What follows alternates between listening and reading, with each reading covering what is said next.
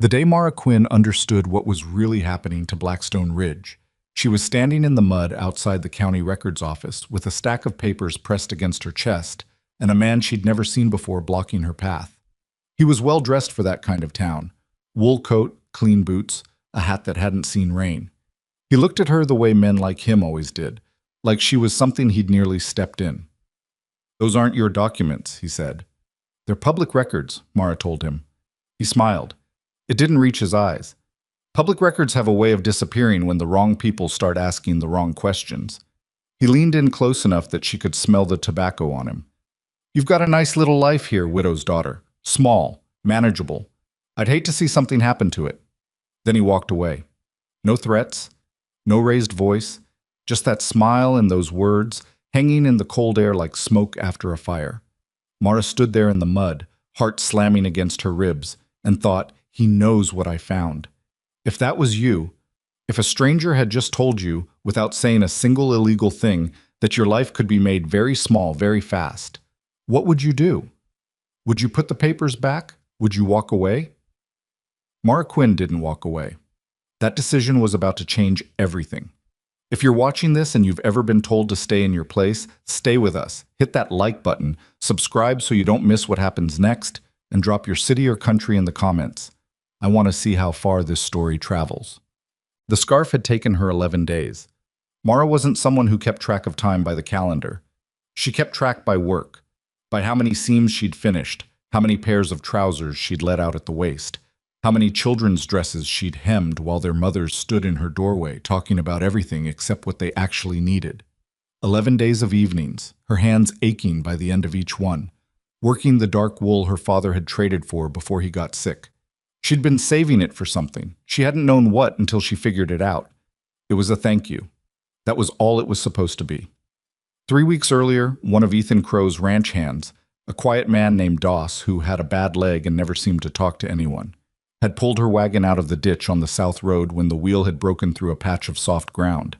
He hadn't asked for anything, hadn't even said much, just hooked his horse to hers, heaved the thing free, checked the wheel, and touched the brim of his hat when she thanked him. She'd asked his name, and he'd told her, and when she asked who he worked for, he'd said Crow Ranch like it was something he was neither proud nor ashamed of. She'd been thinking about it for 3 weeks. Doss didn't need money, not from her anyway, but a good wool scarf in November in Blackstone Ridge was worth something real. She walked up to the main entrance of Crow Ranch on a Tuesday morning when she knew the hands would be coming in for the midday break. She'd never been inside the fence before. The place was bigger up close than it looked from the road. 3 outbuildings, a long bunkhouse, a barn that could have held her entire shack twice over with room to spare. The yard was churned mud and boot prints and the smell of horses and hay and the particular cold sweat smell of working men in winter clothing. She'd asked for Doss.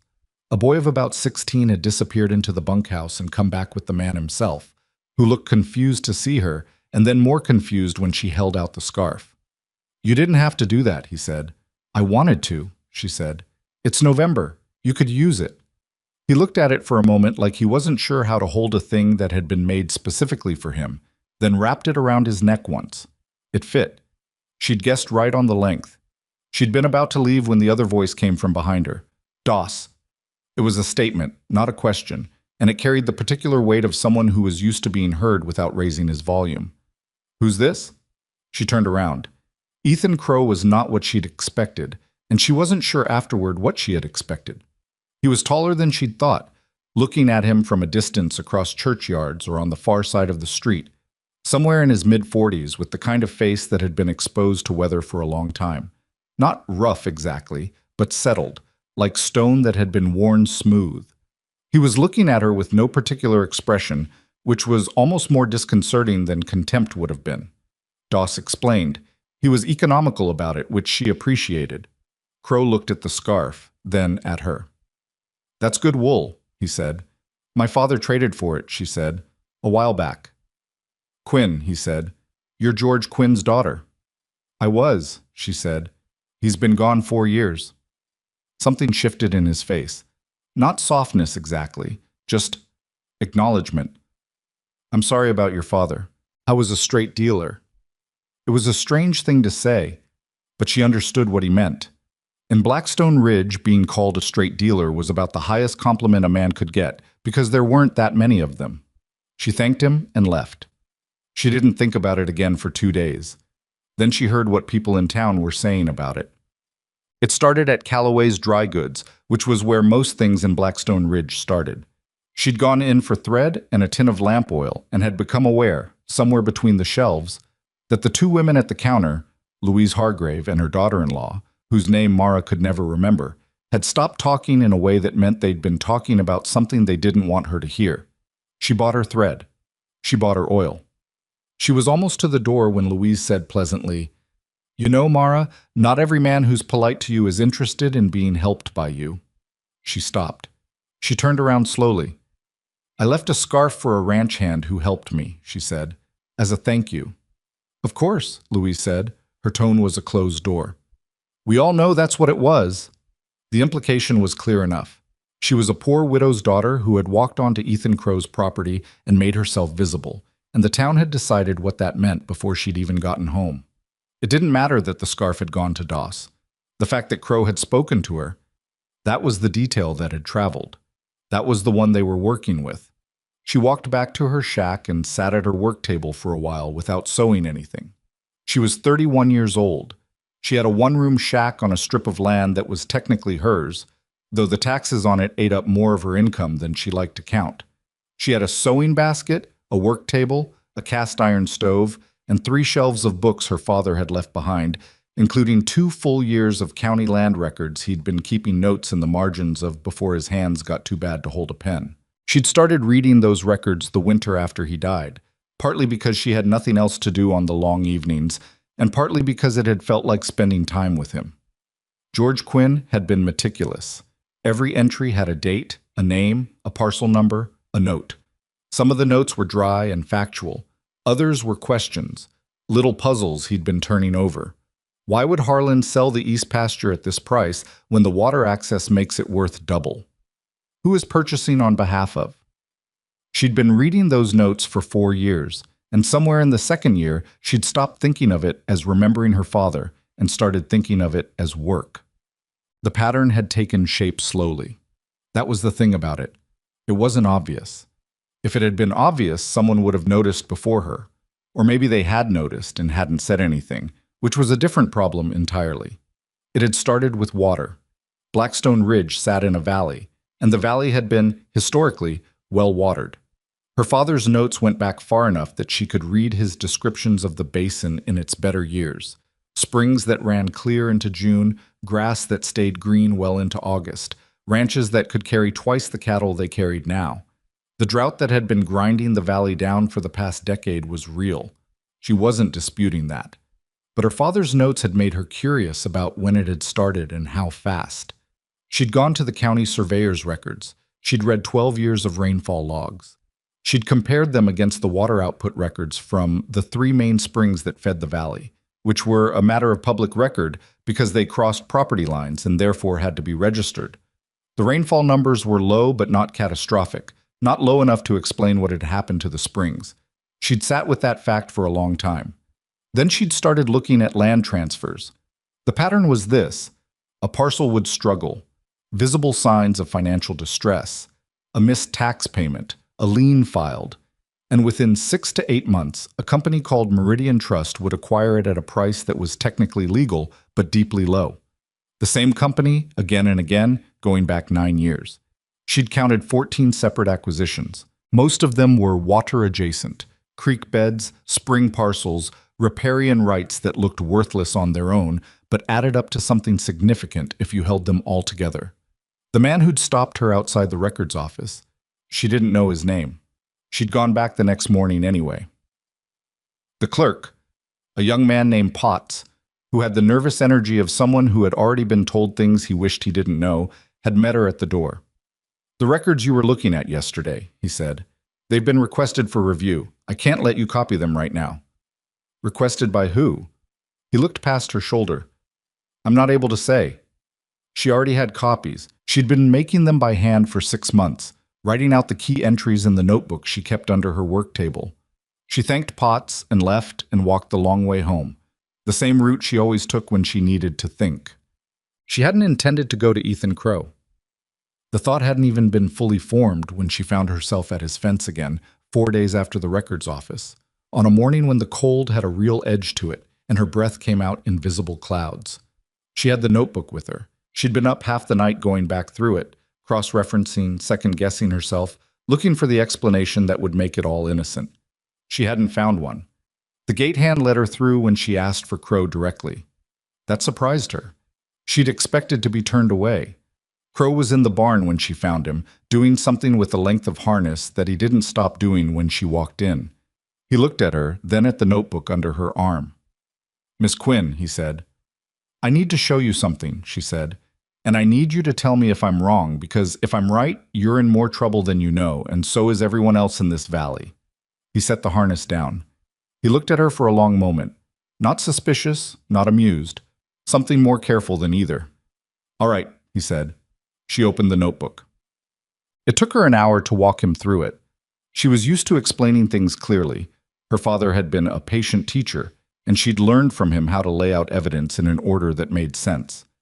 Crow listened without interrupting, which was rarer than it should have been. He asked 2 questions, both of them practical and pointed, and when she answered them, he went quiet for a while. 14 parcels, he said finally. "That I can document," she said. "There may be more that I haven't found yet." "And the spring output?" "Dropped by almost 60% over 12 years. The rainfall doesn't account for it." He was quiet again. She could hear the horses moving in their stalls, the ordinary sounds of a working barn, everything proceeding as normal, while the things she'd just laid out hung in the air between them. "Someone blocked the channel," he said. It wasn't a question. "I think so. I don't have documentation of that yet. That would require someone going up into the ridge country and actually looking." "My south pasture's been losing grass for 3 years," he said. He wasn't talking to her anymore. He was talking to himself, fitting something into place.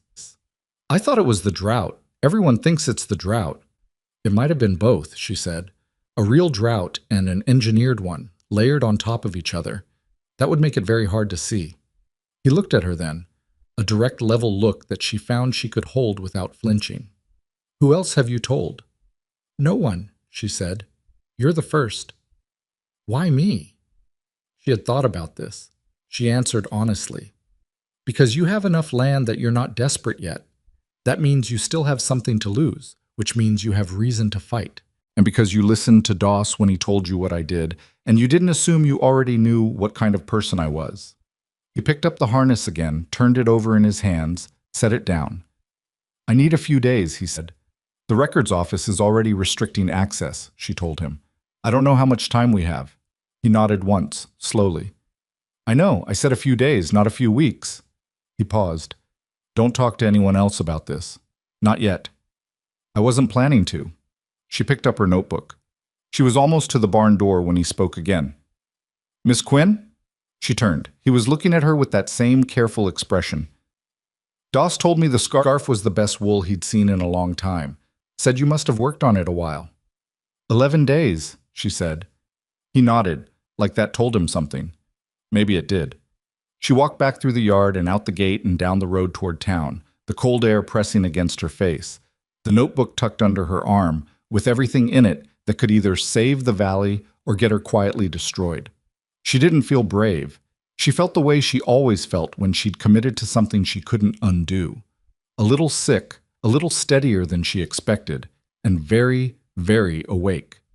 The few days Ethan Crow had asked for turned into 3, and Mara spent all of them waiting in a way that made her feel like she was back to being 12 years old and waiting for her father to come home from one of his trips into the ridge country. She sewed. She read. She went through her notebook again and again, not because she'd missed anything, but because the act of reviewing it gave her the feeling that she was doing something instead of just sitting still while the world made its decisions without her. On the morning of the 4th day, Doss appeared at her door. He didn't come inside. He stood on the step with the wool scarf around his neck and told her, in as few words as possible, that Crow wanted to meet her at the south fence line of his property at noon, away from the main road and away from the ranch house, where anyone coming or going could be seen from the bunkhouse windows. She didn't ask why the precaution. She understood why the precaution. She was at the fence 20 minutes early. Crow arrived on horseback at exactly noon, which told her he was a man who thought about time even when he didn't have to. He dismounted and tied the horse to the fence post and stood there with his hat in his hands for a moment, turning it by the brim the way men did when they were arranging words they weren't sure how to say. "I've been doing some looking of my own," he said. "What did you find?" "Enough to know you're not wrong." He set the hat on the fence post. "I've got a man who used to survey for the county. Worked the ridge country back when the basin records were being drawn up. I asked him about the mountain channel, the one that fed the eastern springs before they rerouted it 20 years ago." Mara went still. "There was a reroute?" "Official one, yes. County project. They said the original channel was unstable and moved it about a mile south to a more reliable bed." He paused. "That reroute happened to redirect the main flow away from the lower basin parcels, the ones that are now the driest." "Was that intentional?" "My man doesn't know. He says the decision was made above his level, which was unusual for a county project of that size. Normally, the surveyors made those calls. This one came down from the commissioner's office already decided." She thought about that. 12 years ago. The timing matched what she'd found in the spring output records. "Who was on the commissioner's panel at the time?" Crow looked at her. "A man named Aldous Vane." She knew the name. Everyone in Blackstone Ridge knew the name. Aldous Vane was the region's principal land attorney. Old money, old connections, the kind of man who had a hand in every significant transaction in the county without his name appearing on most of them. He had an office above the bank and a house on the north end of town that was larger than anything else on that street, and he moved through Blackstone Ridge with the ease of someone who had never once been told no. "Vane is Meridian Trust registered agent," she said. It wasn't a guess. She'd found it in the filings. She hadn't been certain what to do with it until now. Crow nodded like he'd been hoping she already knew. "He's been their man since the company was formed, 11 years ago. 1 year before the channel reroute." "Yes." They stood at the fence with the cold air between them and the particular silence that falls when two people have just confirmed something neither of them wanted to be true. "There's a rancher named Holt," Crow said after a moment. "Miles Holt. He's got 300 acres on the west side of the basin, been working it for 20 years. Last month he missed his second tax payment. I know because he came to me asking for a loan, which I gave him." He paused. 2 weeks after I gave him that loan, someone from Meridian Trust's office came to see him, offered to buy. He turned them down." "How long before they come back?" "That's what I'm trying to figure out." He picked up his hat. "If the drought continues through spring, which it will, because the water situation isn't going to fix itself, Holt won't make it to summer without either selling or defaulting. Either way, Meridian gets the parcel." Mara turned that over. Holt's parcel was on the west side. She pulled the picture of the valley together in her mind. The 14 acquisitions she'd documented, the water-adjacent parcels, the way the holdings had been clustering slowly around the basin's main water sources like a hand closing into a fist. Holt's land sat at the last remaining gap in that pattern. "If they get Holt's parcel," she said, "they control every significant water access point in the lower basin." "Yes," Crow said. "And then every rancher south of my fence line is either paying whatever Meridian sets as a water use fee, or they're done." She'd understood the scale of it intellectually, reading her notebooks alone at her work table. Hearing it said out loud by a man who ran the largest ranch in the region made it feel different, more solid, more urgent. "Who else knows about this?" she asked. "Nobody, if I'm right about how well they've kept it contained." He looked at her directly. "The man who stopped you outside the records office. I know who he is. His name is Garrett Finch. He works for Vane's firm as an investigator, which means Vane's office already knows you've been looking at the records." The cold she felt then had nothing to do with the weather. "How long have they known?" "I don't know. Long enough to have Finch watching you, which means long enough to be concerned." He paused.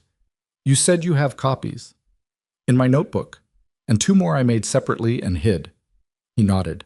"Good. Keep them separate. Don't bring them all together in one place."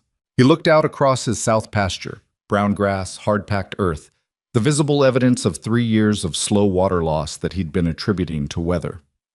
"I'm going to reach out to a lawyer I know in Harlan County, man named Breckett. He's not connected to anyone here, and he owes me a favor." "What kind of lawyer?" "The kind who's handled land fraud cases before, and won at least some of them." He said it without particular optimism. It was just a fact. And in the meantime? In the meantime, you go home, you keep your head down, and you don't let anyone know we've spoken. He picked up his hat and put it on. I know that's not easy for you. She almost said something sharp. Instead, she said, I've been keeping my head down for 4 years. I can manage a while longer. He mounted his horse. He looked down at her with that careful, level expression she was starting to recognize as his version of respect. Miss Quinn, I need to ask you something, and I need you to answer it honestly. All right?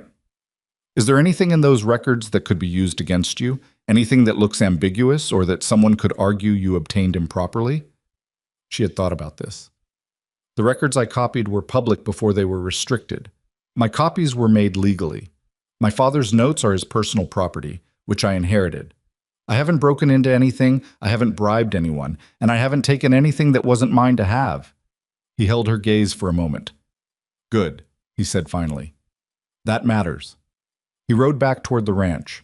She walked home the long way, thinking.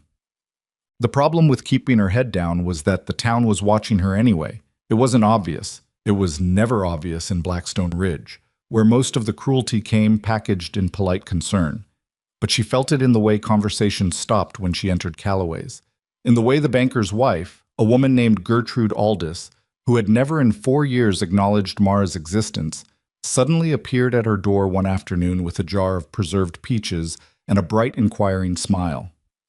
We've been worried about you, Gertrude said, looking past Mara's shoulder into the shack with the attentive curiosity of someone who had been sent to gather information. Living out here alone. It's so isolated. I'm fine, Mara said. She didn't open the door wider. I only ask because people have noticed you've been spending time at the county office lately, records and things. The smile didn't waver. It's such dusty work. I can't imagine why you'd want to spend your time on it. I'm interested in my father's land history, Mara said. That was technically true. He kept notes, and I've been trying to make sense of them. Of course. Gertrude's eyes finally came back to her face. Well, if you ever need help with anything, or someone to talk to. She held out the peaches. We all just want to make sure you're all right, living alone like this. Mara took the peaches. She thanked her. She closed the door and stood in her kitchen holding the jar and thinking about the fact that Gertrude Aldis's husband managed the branch of the Blackstone Bank that handled Meridian Trust's local accounts. She knew because it was in the property transfer records. The Aldis Bank appeared in 7 of the 14 acquisitions. She put the peaches on the shelf. She didn't eat them. Look. 10 days after the fence line meeting, Crow sent Doss with a message. The lawyer Breckett was coming. He'd be in Blackstone Ridge in 4 days, staying at the East Road boarding house under a name that wasn't his own, which Doss relayed with the flat delivery of someone who found spy work slightly undignified but was doing it anyway. Mara spent those 4 days making clean copies of everything. Her hands cramped. She worked by lamplight after dark, transferring the key entries into a second notebook she'd bought in the next town over when she'd had reason to go there for thread, paying cash, giving no name. She was not naturally a secretive person. Her father had raised her to say what she meant, and the constant management of what she showed and what she hid was exhausting in a way that was hard to explain. It sat on her like weather. The meeting with Breckett happened in the back room of a feed store owned by a man named Carl Pettis, who was Crow's oldest friend and who had agreed to let them use the space with the minimal explanation that Crow needed privacy for a business meeting. Pettis didn't ask questions. He brought a lamp, set it on the table, and left. Breckett was younger than she'd expected, somewhere in his mid-30s, with a thin face and the ink-stained fingers of someone who spent more time at his desk than in courtrooms. He shook her hand without making a production of it, which she appreciated. He read through her notebook without comment for 20 minutes, while she and Crow sat on opposite sides of the table and didn't talk much. The lamp burned. Outside, she could hear the ordinary sounds of the feed store, a horse at the rail, someone loading a wagon. Finally, Breckett looked up. You documented this yourself? He asked her. Over 4 years, she said, starting from my father's notes. Your father was George Quinn. Yes. He looked back at the notebook. He'd gotten pretty far along on this before he died. Some of these margin notes, he paused. Did he ever say anything to you about what he suspected? The question hit her somewhere she hadn't expected. Her father had been sick for the last 18 months of his life. and his mind had gone in and out like a lamp in a draft. He'd said a lot of things in those months. She'd held on to what she could. He told me once that the valley was being starved deliberately, she said. I thought he was confused. He wasn't always lucid. Beckett nodded slowly. He closed the notebook, but gently, like it was something fragile. The water diversion is the center of this. Everything else, the acquisitions, the timing, the pricing, it's circumstantial without the channel evidence. Compelling circumstantial, but a good attorney could argue drought and economic hardship and get at least 2/3 of this thrown out. Then we need physical evidence from the ridge, Crow said. You need someone who can get up there and document what was done to that channel, Beckett said. Photographs if possible, survey documentation, testimony from someone who can speak to the original condition and what's there now. My surveyor can do that, Crow said. He's been up there before. He knows the original channel layout. He'll need to be willing to testify. Crow's jaw tightened slightly. I'll talk to him. Beckett looked at Mara. There's something else. If Vane's office knows you've been in the records, and from what you're describing it sounds like they do, then they are likely already working on a counter-narrative. These operations don't survive this long without having contingency plans. He was direct about it, which she respected. They may try to discredit you before you can bring this forward. Discrediting someone in your position isn't difficult. You're a woman without significant standing, without money, without family connections. They only need to make you look unstable or opportunistic or like a poor widow's daughter trying to attach herself to Ethan Crow's money, she said. Beckett didn't blink. Yes, exactly that. She'd known it was coming. Knowing didn't make it easier to hear. What do we do about that? We document your process, he said. The dates you accessed records, the copies you made, the sequence of your reasoning. We establish that your investigation predates any connection to Mr. Crow by a significant margin, which it appears to do. We make it very difficult to argue that you were motivated by anything other than what you actually were motivated by. Which was? He looked at her. What were you motivated by? She thought about her father's margin notes, about the night she'd first noticed the discrepancy in the spring output records, and sat at her table for 2 hours with her heart going too fast, thinking about what it meant. About Doss and his quiet dignity, and the scarf she'd made from good wool because a stranger had helped her, and she'd wanted to say thank you in a way that meant something. My father spent 30 years in this valley, she said. He worked his land, he dealt straight with people, he believed the place was worth something. Then the water went and the land went and he died thinking he'd failed somehow. He hadn't failed. Someone made it fail deliberately. She paused. That's what I was motivated by.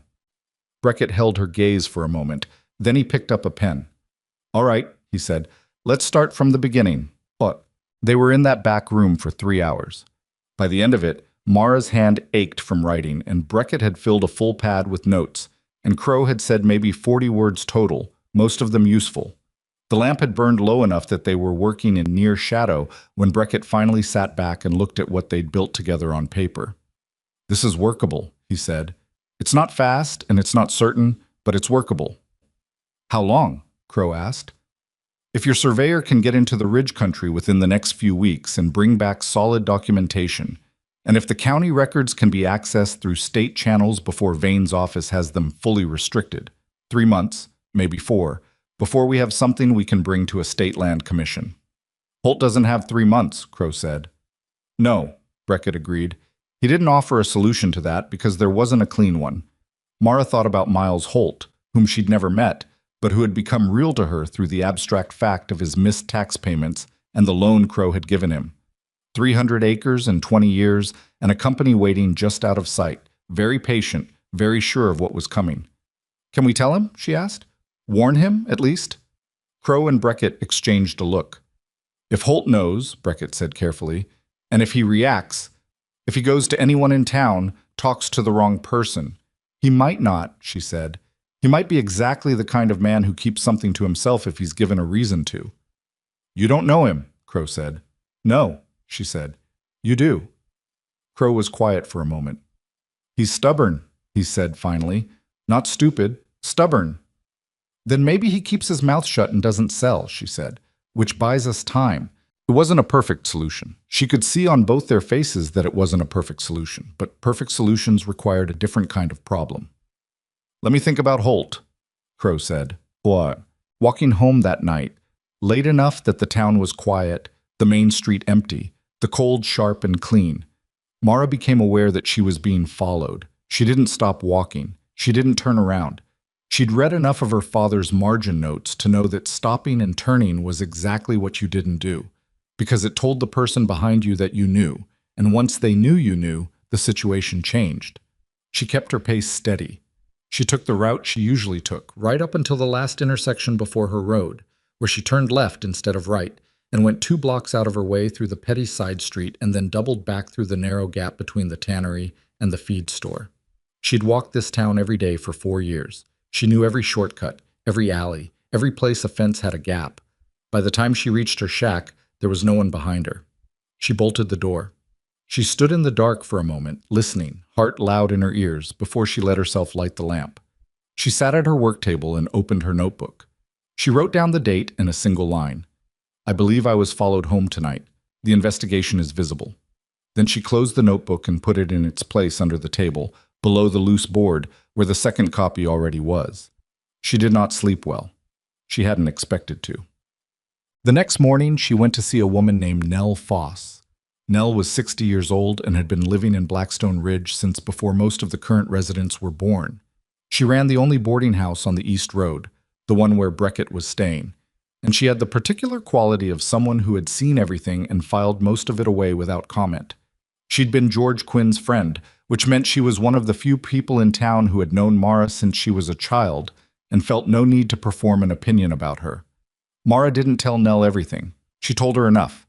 She told her that she'd found something in her father's records that she believed was important, and that she was working with people she trusted to address it through proper channels, and that in the meantime, she thought it was possible someone might try to make her look bad to the town as a way of undercutting whatever she'd found. She asked Nell simply to be a witness, to know, as an independent person, that Mara had been working on this alone and for years before anything else had happened. Nell listened to all of this with her hands folded on the table and her expression giving nothing away. When Mara finished, she was quiet for a moment. Your father knew something was wrong, Nell said. It wasn't a question. I think he did, near the end. He told me once that the valley was being bled dry by people who didn't live in it, Nell said. I thought he meant drought and hard times and the usual. I didn't... She stopped. He wasn't talking about the usual, was he? No, Mara said. He wasn't. Nell looked out the window for a moment, at the street and the ordinary morning business of the town. Then she looked back at Mara. What do you need from me? Just to know, Mara said. Just to be someone who knows. Nell nodded once. I know, she said. I've known you since you were 8 years old, Mara Quinn, and I know what your father was and what you are. That's worth something when the time comes. She wasn't offering heroics. She was offering exactly what Mara had asked for, the weight of a credible witness who had nothing to gain. It was the most practical kind of help, and it was the kind her father would have thought to gather too, and she felt something ease slightly in her chest. 2 days later, the man from the records office, young Potts, appeared at her door. He looked terrible. He hadn't been sleeping, from the look of him, and he was wearing his coat like he'd put it on in a hurry. He glanced behind him before she stepped aside to let him in, and he stood in the middle of her small room with his hat clutched in both hands and told her something she hadn't expected. They didn't just restrict the records you were looking at, he said. They've been replacing them. She went cold. Replacing them. Not all of them, specific entries. The transfer documents for 4 of the parcels. The ones with the water rights attached. Someone came in with amended versions and filed them as corrections. I wasn't supposed to be there when it happened, but I was in the back and... He stopped. He was sweating despite the cold. Miss Quinn, if those amendments go through as official, the original transfer terms are going to be buried. What's in the file now doesn't match what was there before. You saw the originals, she said. I've been working there 3 years. I've handled those files a dozen times.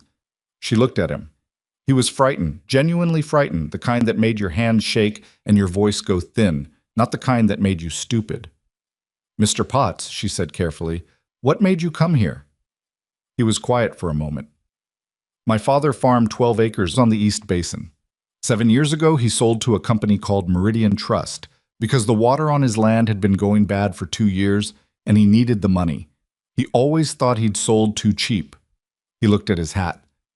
I didn't know why until I started reading those files. The room was very quiet. Will you write down what you saw? She asked. The originals versus what they filed in their place? Dates, entry numbers, specific changes? In your own hand, with your name on it? He looked up at her. If I do that and they find out, I know, she said. I know what that means for you. He was silent for a long moment. Outside, a wagon went past on the road. Normal life, proceeding.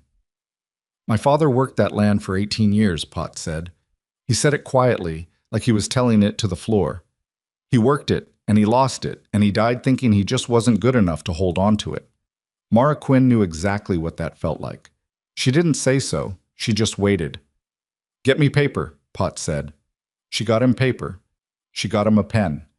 She set the lamp closer so he could see clearly, and she sat across the table from him while he wrote out everything he remembered, dates and entry numbers, and the specific language of the originals versus the amended versions. In the careful, slightly cramped hand of a man who had spent 3 years learning to be precise about documents. It took him 40 minutes. When he was done, his hand was shaking and his face was pale, and he looked like someone who had just walked off the edge of something and hadn't landed yet. She made a copy of what he'd written. She gave him the original. She told him to keep it somewhere safe that wasn't his home. He left the way he'd come, quickly, without looking back. She watched him go from her window, then stood at the table with the copy in her hands and the lamp throwing its small yellow circle against the winter dark. The picture had shifted. It wasn't just a pattern in land transfers anymore, and it wasn't just a question of water rights and timing. They were actively altering the record, which meant they were worried, which meant that somewhere in the past few weeks, something she or Crow had done had made them feel exposed enough to start covering their tracks. She folded Potts's copy and put it with the others under the board. Then she went to the door and opened it and stood for a moment in the cold, looking at the road in both directions. She needed to get word to Crow. Tonight, if possible. Because whatever timeline Beckett had calculated in that back room with the low-burning lamp, it had just gotten shorter, and Miles Holt wasn't the only one who was running out of time. She closed the door. She put on her coat. She went out into the dark to find Doss, and whatever came after that would have to be what it was, because there was no longer any version of this where she could wait and watch and be patient and still have anything left worth fighting for when it was over. Doss wasn't at the bunkhouse. He was at the small barn at the back of the Petty's property, doing something with a broken harness by lantern light, and when Mara appeared in the doorway, he looked up at her face and put the harness down without asking any questions. I need to get word to Crow tonight, she said. How urgent? Urgent enough that I walked here in the dark. He nodded once. He wiped his hands on his trousers, picked up his coat from the nail by the door, and told her to wait. He was back in 20 minutes with word that Crow would meet her at Pettis's back room in an hour, and that Pettis had been asked and had said yes without asking why, which was the kind of friend worth having. She waited in the feed store with the lamp low, going through what she knew in the order she'd present it. When Crow came in, he was still wearing his work clothes, which meant he'd come directly from whatever he'd been doing at the ranch. And he sat down across from her and listened without interrupting while she told him about Potts and the amended records and what it meant about the timeline. When she finished, he was quiet for a moment. How reliable is Potts? He's frightened, she said, but he wrote it down anyway and he put his name on it. His father lost land to Meridian. That could be used to argue he's motivated by personal grievance. So could everything I've done, she said. That doesn't make it untrue. He looked at her steadily. No, he said. It doesn't. He leaned back in his chair. I need to contact Beckett tonight. He's still at Nell's. He needs to know about the amendments before he makes any moves through the state channels. If Vane's office gets ahead of him, I know. He stood up. He looked like a man who had been carrying something heavy for a long time and had just had more weight added. Not breaking, just recalibrating. Go home. Lock your door. Keep the copies where they are. He paused at the door. How did Potts know to come to you? She hadn't thought about that until now. The question landed differently in the quiet of the feed store than it would have out in the open. He didn't say. Crow's expression didn't change. Ask him, he said. When you see him next, ask him how he knew where to find you and who, if anyone, suggested it. He left. She sat for a moment in the low lamplight, thinking about that. Potts had come to her door like he knew where she lived, which she supposed most people in Blackstone Ridge did know. Her shack wasn't a secret, but the specific timing, the specific night, the specific information he'd brought. She'd taken it at face value because the information had been real, and his fear had been real, and his father's story had been real. She thought about it the whole walk home. She didn't reach a conclusion. That bothered her. She slept poorly and woke early and went to the records office before it opened, waiting on the step in the cold until Potts arrived. He startled when he saw her, then looked around the empty street the way he'd been doing since last night. Checking, always checking. "How did you know where I lived?" she asked him. Not unkindly, just directly. He looked at her. "Mrs. Fossey told me." Nell. Mara turned that over.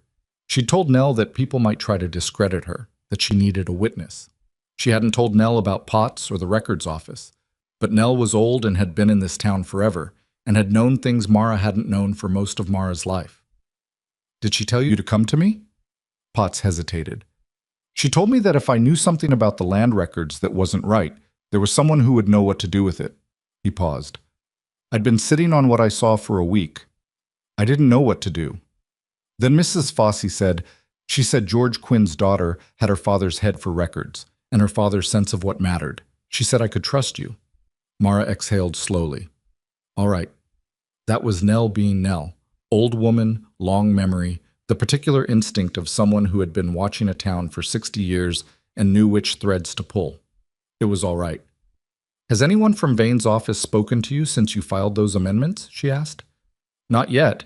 They may not know I was in the back room when it happened." "Be careful," she said. "If they ask you anything, you don't know anything." "I know," he said. He was still frightened, but steadier than the night before. Writing it down had done something for him. She recognized that.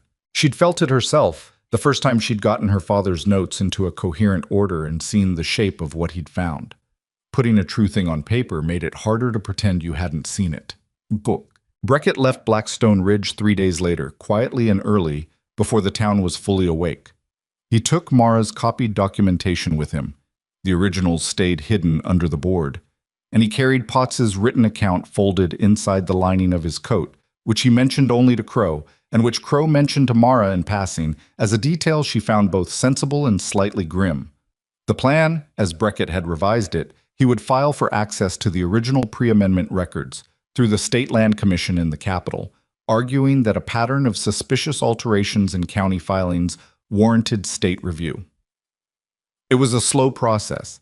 It required the commission to agree there was cause, which required Breckett to be persuasive with people he didn't know well, on behalf of people in a small valley town they'd never visited, about a company whose principals had the kind of money that bought influence in capital cities as easily as anywhere else. 3 months, he'd said originally. Now he was saying possibly 2, if the commission moved faster than expected. Possibly 4, if it didn't. In the valley, things continued to move faster than that.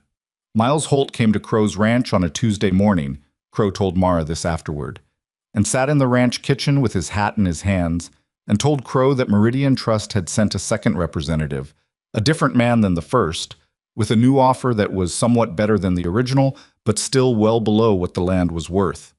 He'd turned it down again. The representative had been polite. He'd said he understood, and that the offer would remain open, and that with the water situation being what it was, Holt should feel free to reconsider when circumstances changed. When circumstances changed. Not if. When. Crow told Holt enough. Not everything. Not Breckett. Not the state commission filing. Not the specific evidence.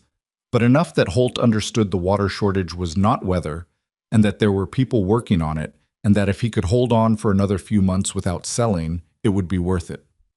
Holt had listened to all of this with the expression of a man who had been carrying a private suspicion for a long time and had just been told he wasn't imagining it. He cried, Crow told Mara, and he said it plainly, without any quality of judgment in it. Just for a minute. Then he wiped his face and asked me what he needed to do. What did you tell him? Hold on. Don't sell. Don't tell anyone. Crow paused. And if Meridian's man comes back again, stall. Ask for more time to consider. Give us whatever extra days he can. Mara nodded. She was thinking about the mountain channel, about Brackett's surveyor who had never confirmed he would testify. Has your surveyor agreed yet? Crow's jaw did the thing it did when the answer was complicated. He's agreed to go up and document. He hasn't agreed to put his name on testimony. We need him to put his name on testimony. I know that. Then what's stopping him? He has a wife and 3 children, and he worked for the county for 15 years, and he's worried about what happens to his pension if he's seen as the man who brought down a county commissioner's pet project from 12 years ago. She understood that. She understood it better than she would have liked. Fear of losing what little you had was not cowardice. It was arithmetic. Is there anything that would change his mind? Crow thought about it. He told me that if there were other people on record, other voices, not just yours and mine, he'd feel less exposed. Other voices. She thought about Nell, she thought about Potts, she thought about Miles Holt and his 20 years on that West Basin land and the representative who'd said, when circumstances change, like it was already decided. She thought about the 14 families she'd tracked in the records, most of whom had already sold and moved on, gone to wherever people went when the place they'd built their life on was taken from under them. Those families were gone. But there were others still here, people watching their water tables drop and their grass go brown and their cattle thin out, attributing it all to weather, because weather was the explanation that didn't require them to believe something more frightening. I need to talk to some people, she said. Crow looked at her carefully. That's a risk. Everything is a risk at this point. She met his gaze. We have documentation. We have Potts. We have your surveyor willing to go up the ridge. What we don't have is a reason for the state commission to treat this as urgent rather than just unusual. If we can show them it's not one family, not one parcel, if we can show them it's a pattern affecting an entire community, the more people who know, the more chances for it to get back to Vane. Yes, she said, that's true. But Vane already knows something is happening. He amended those records, which means he's already moving. The question isn't whether he finds out. He already knows enough. The question is whether we build something solid enough that it doesn't matter what he knows. It was quiet in the barn where they were standing. One of the horses shifted in its stall. Crow turned the thing over for a long moment. Who? He asked. She'd been thinking about it. Carl Pettis. He's already in it by letting us use his space. He should know what he's in it for. And there's a woman named Ada Stroud. She runs the millinery on the South Street, and her family had 40 acres on the East Basin that they sold to Meridian 4 years ago for less than it was worth. She's never said anything publicly, but I've seen the way she watches Vane's men walk past her window. She knows something happened. She just doesn't know what. She paused. And Holt. He's already heard enough. He should be part of the decision about what happens next. Crow was quiet for another moment. If this goes wrong, I know. No, he said. I mean, if this goes wrong, you're the most exposed person here. You have the least protection. I need you to understand that before we go any wider with this. She'd understood it since the night she'd been followed home and had stood in her dark kitchen with her heart hammering, writing the date in her notebook. She'd understood it before that, if she was honest, since the morning Garrett Finch had blocked her path outside the records office and told her, with that pleasant smile, that small lives were manageable ones. I understand it, she said. I've understood it for a while. He nodded. He didn't try to talk her out of it or reassure her or make it seem smaller than it was, and she found she was grateful for that. She'd had enough of people trying to make things smaller than they were. She went to Ada Stroud on a Wednesday afternoon, the kind of day when the millinery was quiet between the morning customers and the evening ones. Ada was in the back when Mara came in, and she appeared through the curtain with a length of ribbon in her hand and an expression that shifted through several things very quickly when she saw who it was. Mara Quinn, she said. The tone was neutral, which was neither warm nor cold and therefore told Mara nothing yet. I need to talk to you about your East Basin land, Mara said. The 40 acres you sold 4 years ago. Ada Stroud's face went very still. The ribbon stayed in her hands. That's done business. I know it is, Mara said. I'm not here about undoing it. I'm here because I've found documentation that suggests what happened to your land wasn't weather, and that the company you sold to has been doing the same thing to other families in this valley for over a decade. And I'd like you to know about it, and I'd like to know what you know. Ada stood there for a long moment. She was a thin woman in her 50s with capable hands and the look of someone who had been managing her feelings in public for so long that she'd gotten very efficient at it. She walked to the front of the shop and turned the sign in the window to closed. Then she came back and put the ribbon down on the counter. "Sit down," she said. "This is going to take a minute." Ada Stroud's family had been on that East Basin land for 16 years. The water had started declining in year 12. Slow at first, barely noticeable, the kind of change you attributed to the season and then to the year and then, when you couldn't attribute it anymore, to something broken in the land itself. Her husband had tried everything: deeper wells, rerouted drainage, different crops. Nothing had worked. They'd sold in the end because the alternative was losing it for taxes and getting nothing at all, and at least the sale had given them enough to open the millinery. She'd known, she told Mara, that something wasn't right, not in any specific documented way. She hadn't had access to land records or survey data or any of the things Mara had spent 4 years reading. But she'd known the way a woman who had worked a piece of land for 16 years knows when something unnatural is wrong with it. The water didn't decline the way drought made water decline. It declined the way water declined when something upstream had changed. "I never said that to anyone," Ada said. "Who would I say it to? Who would believe a milliner arguing with a land company?" "I believe you," Mara said, "and I can show you why." She opened her notebook. Ada read slowly, asking questions about entries she didn't understand, and Mara answered them. By the time Ada looked up, the afternoon light through the shop window had shifted 2 hours. "How many families?" Ada asked. 14 that I've documented. There are likely more that moved away before I started looking." Ada was quiet. "My husband's sister is on the North Basin. She's been losing water for 2 years. She looked at her hands. "She thinks it's the drought." "It may not be." Ada looked up at her. "What do you need from me?" "Right now? To know. To be one more person who knows." Mara closed the notebook. "When the time comes, we may need voices. People who can speak to what they saw on their own land, in their own words. I can't tell you yet what that will look like or what it will cost. My husband's going to want to know about this." "That's your decision to make." Ada was quiet for a moment. "He's a cautious man. He's going to be frightened." "Caution is reasonable," Mara said. "Being frightened is reasonable. I'm not asking anyone to be otherwise." Ada studied her for a moment. "You're not frightened?" Mara thought about the most honest answer. "I'm frightened all the time," she said. "I just can't stop." Ada nodded slowly, like that was the only answer she would have trusted. Pettis already knew more than Mara had given him credit for. When Crow brought him into the full picture, in the same back room where Beckett had spent 3 hours with the lamp burning low, Pettis listened with his arms folded and his chin down and then said, without any particular drama, "Aldous Vane has been handling property law in this county for 30 years. He has 3 men on the commissioner's panel who eat dinner at his house twice a year, and the county sheriff went to school with his son." Crow and Mara looked at each other. "I'm not saying it can't be done," Pettis said. "I'm saying don't count on anything local. Whatever you're building, it has to come from outside or it's not going to hold." "Beckett is working the state commission," Crow said. "Then Beckett needs to move." Pettis unfolded his arms. "I'll do what I can from here. I've been buying grain from 3 of the families on your list, Quinn. I know their situations. I can talk to them."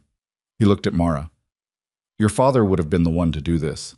He had a way of talking to people that made them feel like fighting back was sensible rather than suicidal."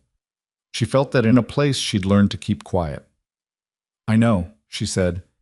"He was better at it than I am." "Maybe," Pettis said, "but you've got his records and his stubbornness, which is most of it." It was the surveyor, a man named Theo Calder, who changed things. Calder had been putting off the Ridge Country survey for 2 weeks, which Crow had attributed to his fear about testimony, and which Mara had accepted because she didn't have a better explanation. Then on a Friday morning in the 3rd week, Crow arrived at the feed store looking like he hadn't slept and told her that Calder's fence had been cut overnight and 6 of his cattle had wandered through the gap onto the north road. No cattle had been hurt, no property beyond the fence, but the message was not subtle. "Did he report it?" Mara asked.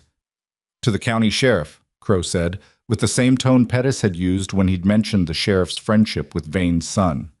"So nothing will come of the report." "No, but something came of the fence." He looked at her. Calder's going up the ridge on Monday. Said a man who cuts fences in the dark to warn him off is a man who's scared of what he'll find, and he'd rather know what it is than spend the rest of his life wondering. She absorbed that. Fear worked in both directions, it turned out. Push a frightened man hard enough, and sometimes he stopped being frightened and started being angry, and anger was a different kind of fuel. He'll need someone with him, she said. Someone who can document what he finds in writing as he finds it. Photographs if there's equipment. He has a survey camera. It's basic, but it works. Crow paused. I'm going with him. You can't. If you're seen in the ridge country right now, I'm not asking your permission, he said. Not harshly, just plainly. She looked at him. Then take Doss. He's got eyes, and he knows how to keep his mouth shut. I was already planning to take Doss. And document everything twice, she said. Every measurement, every photograph, 2 written records, 2 copies. Don't come back with only one version of anything. He almost smiled. It was a small thing, barely there. You sound like your father. Pettis said the same thing, she said. I'll take it. They were gone for 2 days. Mara spent those 2 days in a state of controlled anxiety that she managed by working. She took in every sewing job she had a backlog on, hemmed 4 pairs of trousers, completed a wool vest she'd been putting off, and read through her father's notes for what felt like the 100th time. She also wrote out a clean chronological account of her investigation from the beginning. Every date, every source, every finding, in language that assumed no prior knowledge, as if she were explaining it to someone who had never heard of Blackstone Ridge or Meridian Trust or the slow, deliberate draining of a valley. She didn't know exactly who she was writing it for yet. She just knew it needed to exist. On the second evening, just after dark, someone threw a rock through her window. It wasn't large. It didn't do much damage beyond the glass, which shattered inward and left a cold hole in her wall that she stuffed with a rolled blanket until morning. There was nothing tied to the rock, no note, no message beyond the rock itself. She stood in her kitchen for a moment with the cold air pouring in through the broken window, looking at the rock on her floor, and she felt something that she recognized after a moment as a specific kind of clarity. She was past the point of hoping this would go quietly. She was past the point of hoping that careful research and proper channels and slow, methodical documentation would be enough by themselves. Those things were necessary. They were the foundation. They were the only way any of this would hold up when it mattered. But they were not sufficient. You needed the foundation, and you needed something to build on it fast enough that the people trying to bury it couldn't get ahead of the construction. She picked up the rock. She put it on her work table as if it were a piece of evidence, which it was. Then she sat down and kept writing. Crow and Doss came back on the afternoon of the 3rd day. Calder was with them, and Calder looked like a man who had found what he was looking for and wished he hadn't, which was not the same thing as wishing he'd stayed home. He had a leather case with him that held the survey camera and the exposed plates and his field notes, and he set it on Pettis's table and opened it with the careful hands of someone who understood that what he was holding was fragile in more ways than one. The original channel, he said, was blocked approximately 11 years ago. I can say approximately because the obstruction materials have weathered to a degree consistent with that timeline. It wasn't natural. There's evidence of deliberate excavation and fill work, large scale, the kind that would have required equipment and multiple workers over at least several days. He laid out 3 photographs. Even in the basic quality of a survey camera, the images were clear enough to show what had been done. The fill has diverted roughly 70% of the channel's flow away from the lower basin drainage system. The water that should be feeding the east and west springs is going south, away from the valley. Mara looked at the photographs. She'd known this intellectually for weeks. Seeing it was different. There was something in her that wanted to be surprised, even now, and wasn't. What she felt instead was a kind of exhausted, focused fury that was the most useful emotion she'd had in a long time.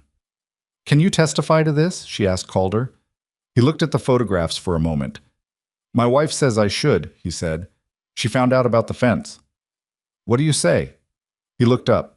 I was a quiet man, heavy-set, with the particular tiredness of someone who had been keeping a difficult thing to himself for too long. I say I surveyed that channel 20 years ago, and I know what it looked like before someone put equipment up there and changed it, and there's nobody else left who was there for both surveys. He paused. So, yes, I'll testify. Mara looked at Crow. Crow looked at the photographs. Pettis, who had been standing in the corner saying nothing, made a sound that might have been relief.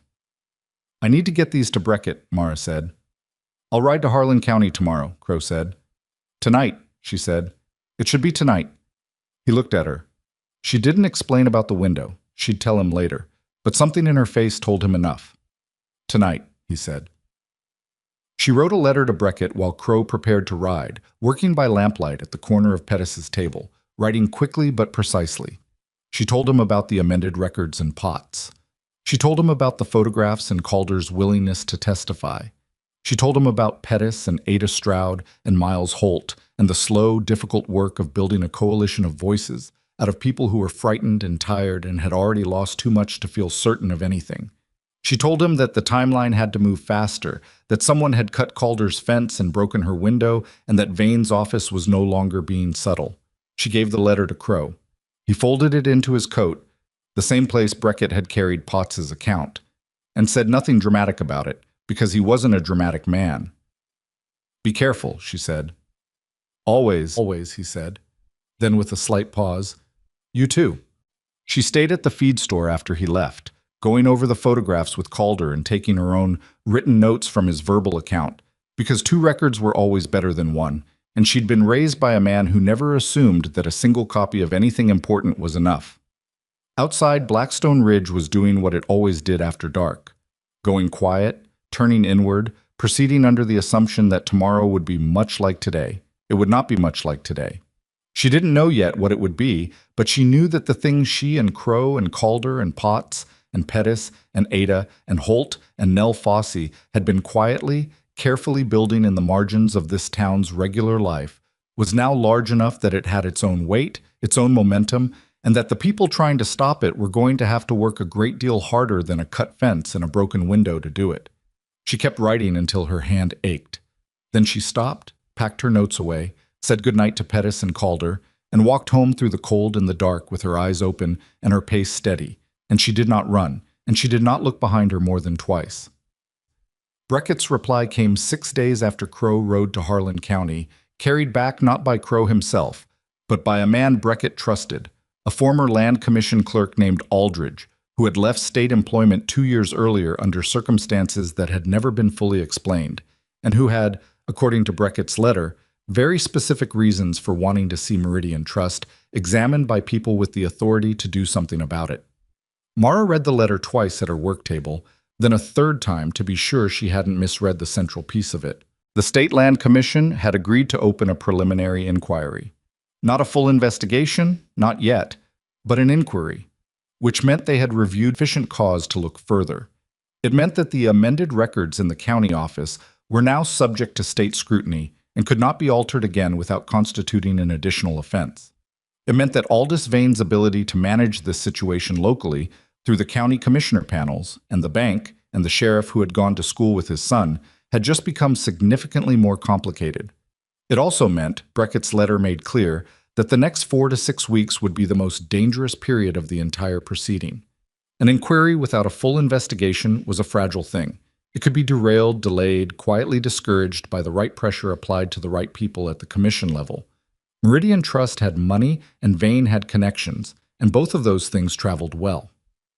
What the inquiry needed, before it could harden into something that couldn't be derailed, was testimony. Specific, named, documented testimony from people who could speak to direct experience. Not just Calder's survey evidence, not just Mara's paper trail, but human voices attached to real losses, delivered under oath before commission officials who had the power to compel further action. Beckett was coming back to Blackstone Ridge. He'd arrive in 4 days. He needed everyone Mara had spoken to, Pettis, Ada Stroud, Holt, Potts, Calder, to be willing to meet with him and, if they agreed, to sign sworn statements that could be forwarded to the commission. He needed this to happen quickly and quietly, before Vane's office understood what the inquiry actually meant. Mara put the letter down. She looked at the broken window she'd re-glazed herself 3 days earlier, the new glass slightly uneven in the frame, the putty still pale from where it hadn't fully cured.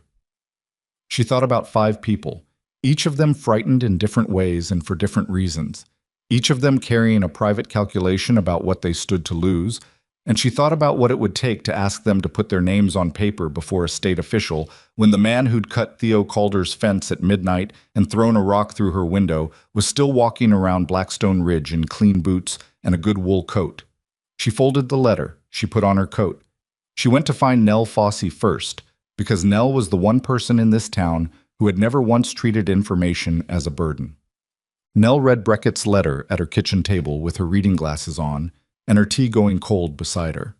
When she finished, she took her glasses off and set them down and looked at Mara with the expression of someone who had been waiting a long time for a particular thing to happen and had stopped being surprised that it finally had.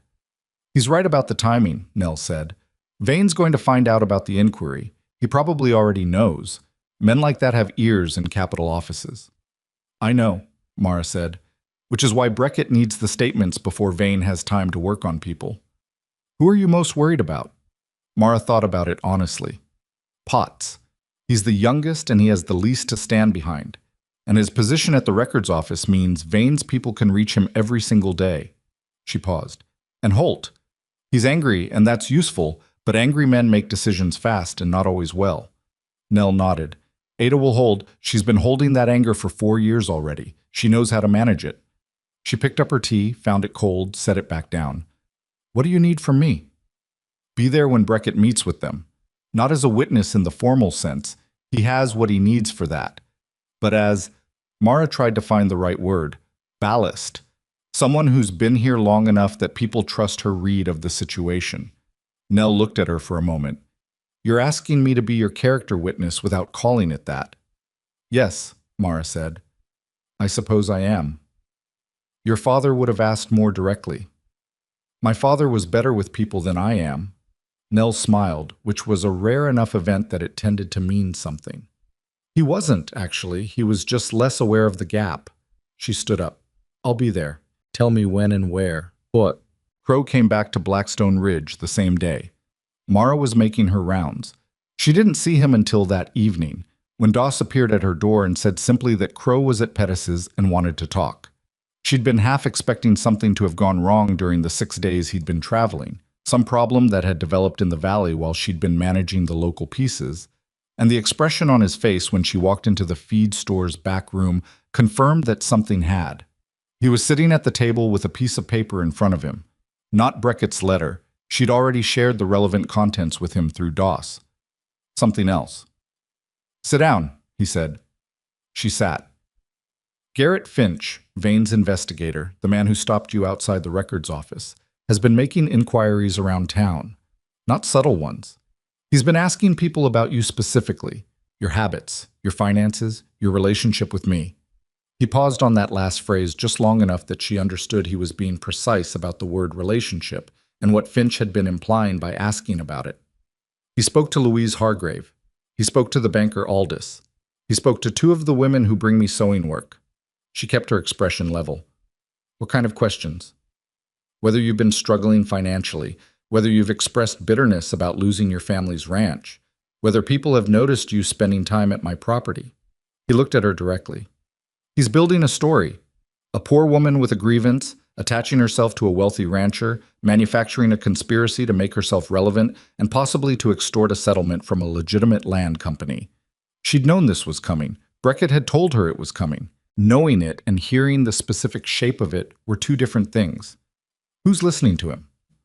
Some people. The Hargrave woman, definitely. She's already started talking about it.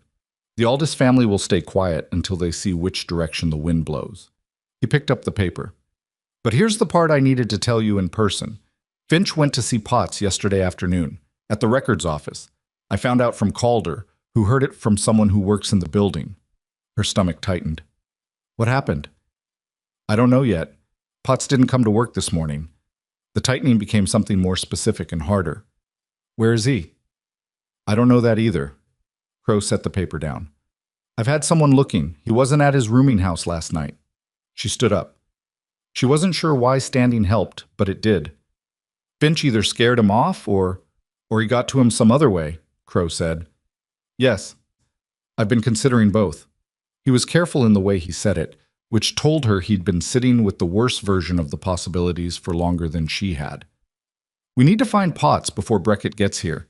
If Potts has gone to Vane's office with what he knows, he wouldn't, Mara said. Then more honestly, I don't think he would, but I thought that before I knew Finch had spoken to him. People make different calculations under different kinds of pressure, Crow said. That's not a judgment, it's just true. She knew it was true. She also knew that Potts had written his account by lamplight at her kitchen table with shaking hands, and then looked up at her and said, "My father worked that land for 18 years. People who said things like that from that place didn't usually fold, but she didn't know what Finch had said to him, or what had been offered or threatened, and she didn't know what Potts's breaking point was, because no one knew their own breaking point until they reached it. I need to find him tonight, she said. Doss is already looking, Crow said. But Mara, he used her first name rarely enough that it registered. If Potts has gone to Vane's office, his written account is now in their hands, and they know that you have a copy. She thought about what that meant for what was under the board in her floor. They'll want it back, or they'll want it discredited, which means they'll come for you more directly than a thrown rock. She looked at him. Then we need Beckett here faster than 4 days. I sent word ahead with Aldridge before he left. Beckett may already be moving. He folded his hands on the table. In the meantime, I want you to stay somewhere other than your shack tonight. If I disappear from my own home, it's one night, Nell's house. You can be back by morning. She wanted to argue. The part of her that had been refusing to be moved or frightened for 4 years wanted to go home and bolt the door and stay in the place that was hers. But that part of her had also patched a broken window alone and lay awake 3 nights running, listening to the sounds of the road, and it was tired. All right, she said. One night. So, Potts turned up the following morning.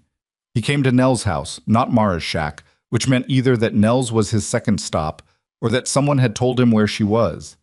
He looked like he'd slept in his clothes, which he had.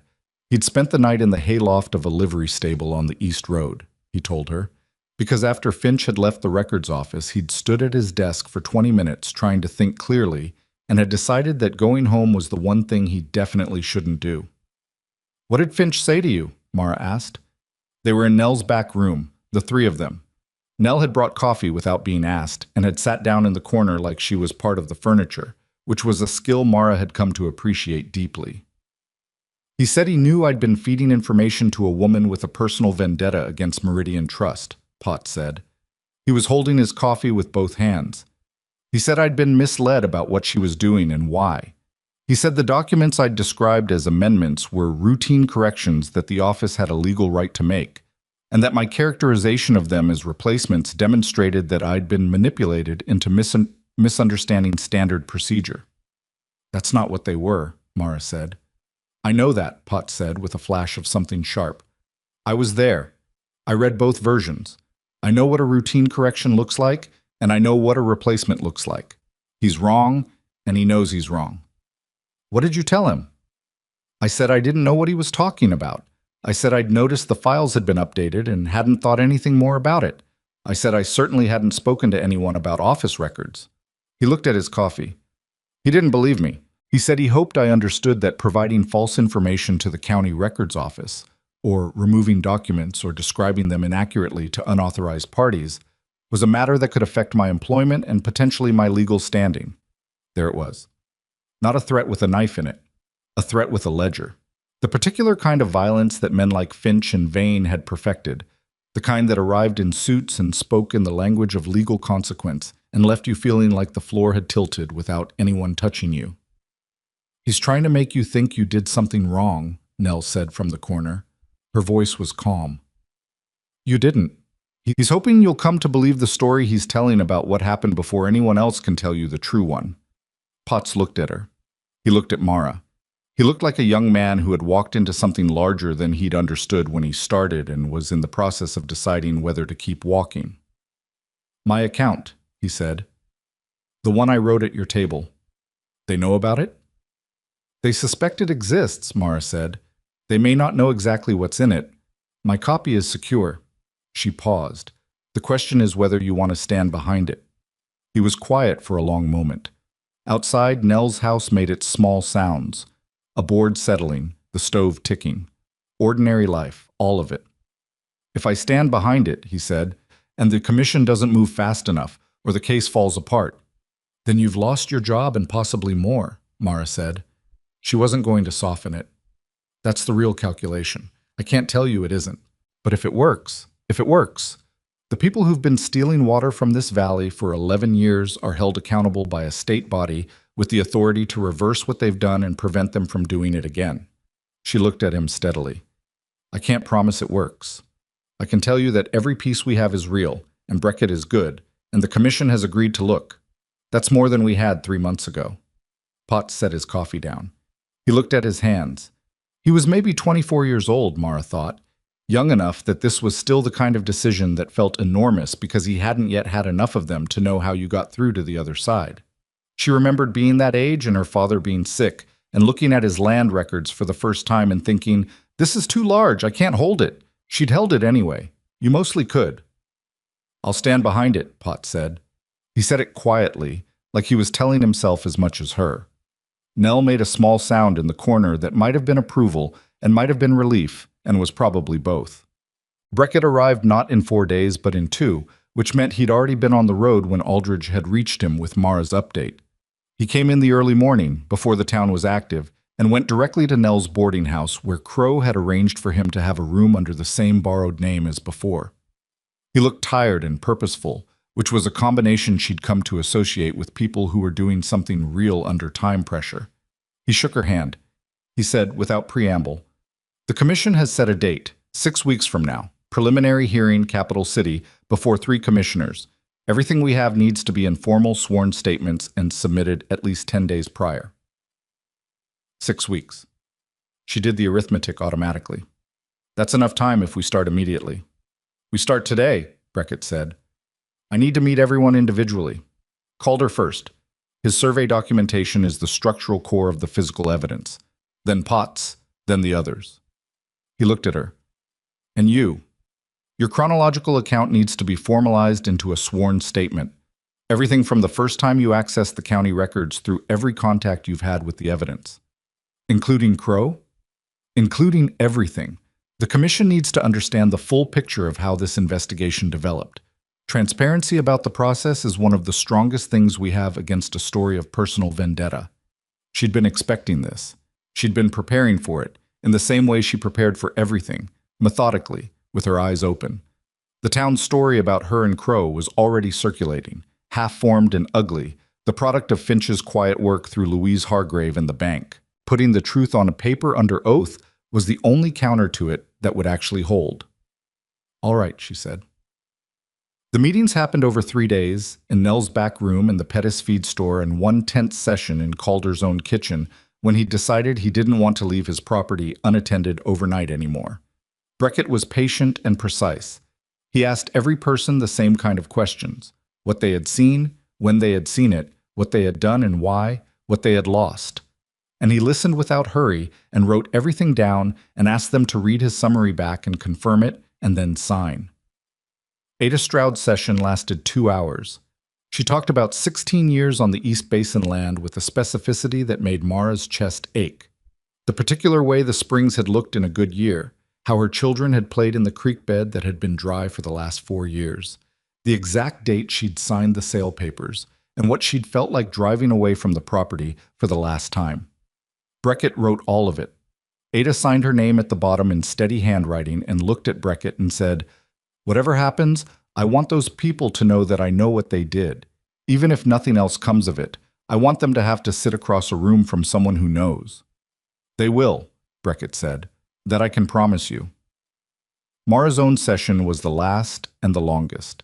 She started from the first winter after her father's death, when she'd begun reading his margin notes more carefully and had noticed the discrepancy in the spring output records. She went through every step, every record she'd accessed, every connection she'd drawn, every copy she'd made and where she'd kept it. She talked about the fence line meeting with Crow, about Potts appearing at her door, about the rock through her window. She talked about walking home in the dark and feeling followed, and about standing at her table writing the date in her notebook, because she'd learned from her father that the most important thing you could do when something happened was to write it down before the memory softened. Beckett listened to all of it. He wrote. He asked clarifying questions, clean, precise, aimed at the parts that needed to be airtight. When she was done, he looked at what he'd written for a moment and then looked at her. How long were you doing this alone? He asked. 4 years. Years, she said, more or less. Before you spoke to Crow. Yes. He nodded slowly. That matters more than people in that commission room are going to realize at first. When they understand it, it will matter a great deal. 12 days before the commission hearing, Aldous Vane called on Ethan Crow. Crow told Mara about it afterward in careful detail, because he'd promised her he would. Vane had come to the ranch house in person. Not Finch, not a representative, Vane himself, which told them something about how seriously the man was now taking the situation. He was in his 60s, Crow said, with white hair and the measured movements of someone who had learned decades ago that urgency was a weakness and that everything was a negotiation. He'd sat in Crow's front room and been given coffee he hadn't asked for, and he'd said, with the pleasantness of a man discussing the weather, that he understood Crow had developed some concerns about regional water rights and land transactions, and that as the region's principal land attorney, he wanted to ensure that any misunderstandings were cleared up before they became a source of unnecessary difficulty for the community. What did you say? Mara asked. I said I didn't know what he was referring to, Crow said. He believed you? No, but he couldn't say that without showing his hand. Crow was quiet for a moment. He said that the woman who'd been spending time at my property, he didn't use your name, was known to have some difficulties with financial stability and had a history of making claims about her father's property that had never been substantiated. He said he'd hate for me to be drawn into something uncomfortable based on unreliable information from an unreliable source. The specific phrasing of that landed in Mara's chest in a way she'd trained herself to manage. Unreliable source. Not wrong, not confused, not dishonest. Unreliable. The word designed to make her small without being specific enough to argue with. What did you tell him?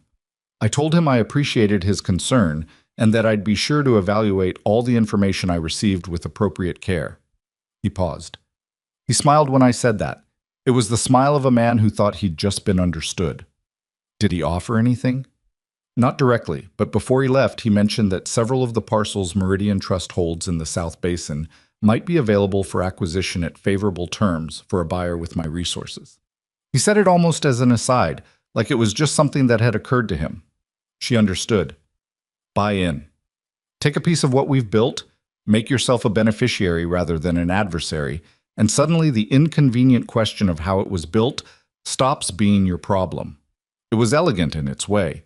She would have almost admired it if she hadn't been so tired of the kind of thinking that produced it.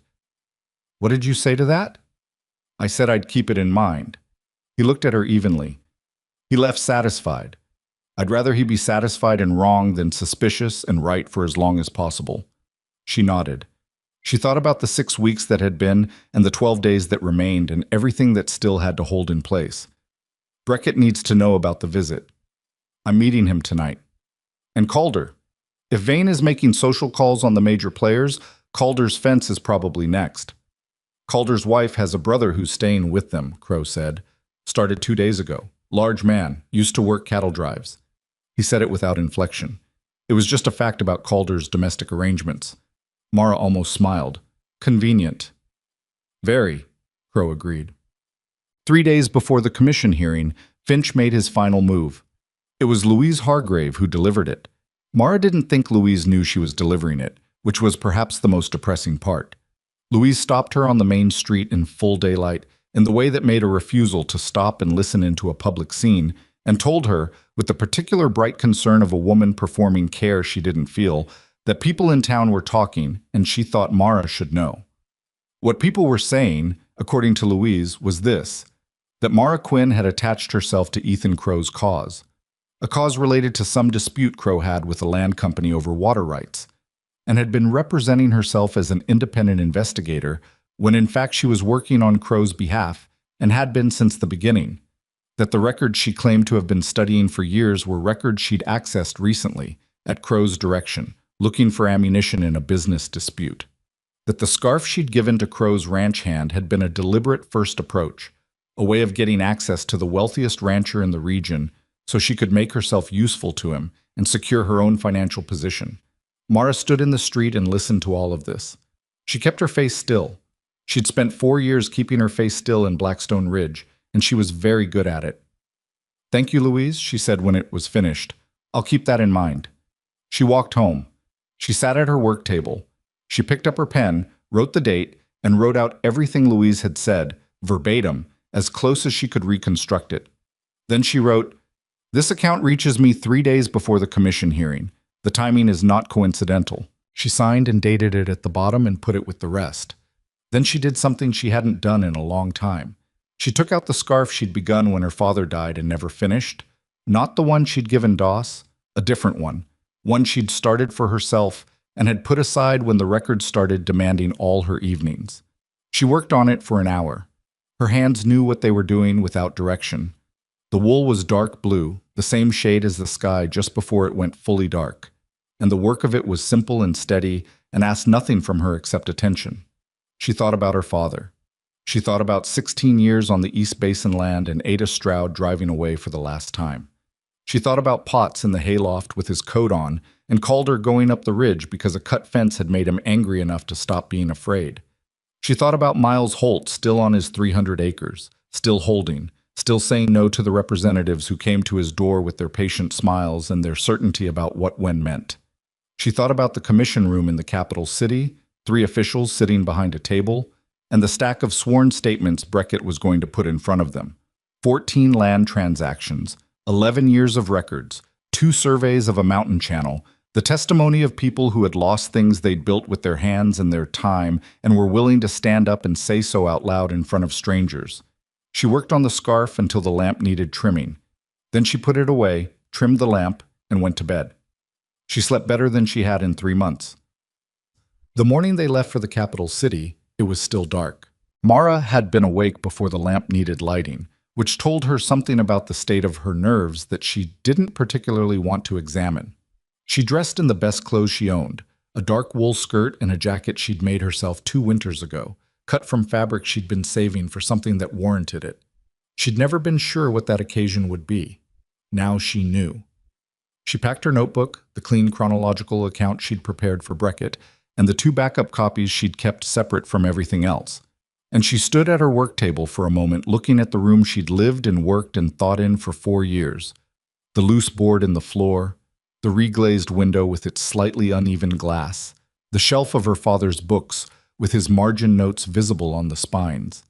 And she felt something she couldn't name exactly. Not sentimentality. More like the particular awareness that comes when you are standing at the end of one long thing and the beginning of another, and you don't know yet what the other thing will be. She locked the door behind her. Crow's wagon was on the road already, Doss on the bench, breath coming out in visible clouds in the cold before sunrise. Beckett was inside the wagon with his case on his knees. Calder was riding alongside on his own horse. They'd arranged it so they left in 2 groups. Pettis and Ada Stroud, and Miles Holt had left the previous afternoon, separately, taking different roads to the same destination. Potts had gone the day before that, staying with a cousin in a town outside the capital, close enough to reach the hearing on time, but far enough from Blackstone Ridge that Finch would have trouble locating him quickly. Nell Fossey had offered to come. Mara had told her to stay. Someone who knew everything needed to stay in the town while they were gone, and Nell was the right person for that. She had been there before any of this started, and she would be there after. And if anything happened while they were away, she was the one person Mara trusted to manage it without losing her head. "You'll send word," Nell had said. It wasn't a question. "As soon as there's something to say," Mara had told her. She climbed into the wagon. Doss clicked to the horses. The town of Blackstone Ridge fell away behind them in the dark, and Mara sat with her notebook in her lap and watched the road come into the glow of the wagon lantern and thought about her father, and then deliberately stopped thinking about her father because she needed to be sharp today, and grief was not sharp. The capital city was 2 days' travel. They stopped overnight at a way house on the main road, a functional place with thin walls and better food than the walls suggested, and Beckett used the evening to go through the order of testimony one final time. He was methodical about it in a way that Mara found steadying, not because she hadn't already memorized the sequence, but because his calmness made the whole proceeding feel manageable rather than enormous. "The commission will have received the written statements already," he told them. "But the hearing is your opportunity to speak directly, in your own words, and to allow them to ask questions. Answer what they ask. Don't anticipate. Don't volunteer information outside your direct experience. He looked around the table at Calder and Mara, and then, through the wall essentially, at Pettis and Ada and Holt, who were at a different way house down the road. If they push back on something, don't argue. State the fact again plainly and let the documentation speak. What if they've been gotten to? Calder asked. He said it the way people asked the question that had been sitting in the room unspoken, not aggressively, just directly. I've researched all 3 commissioners, Beckett said. 2 of them have no connection to Vane's network that I can find.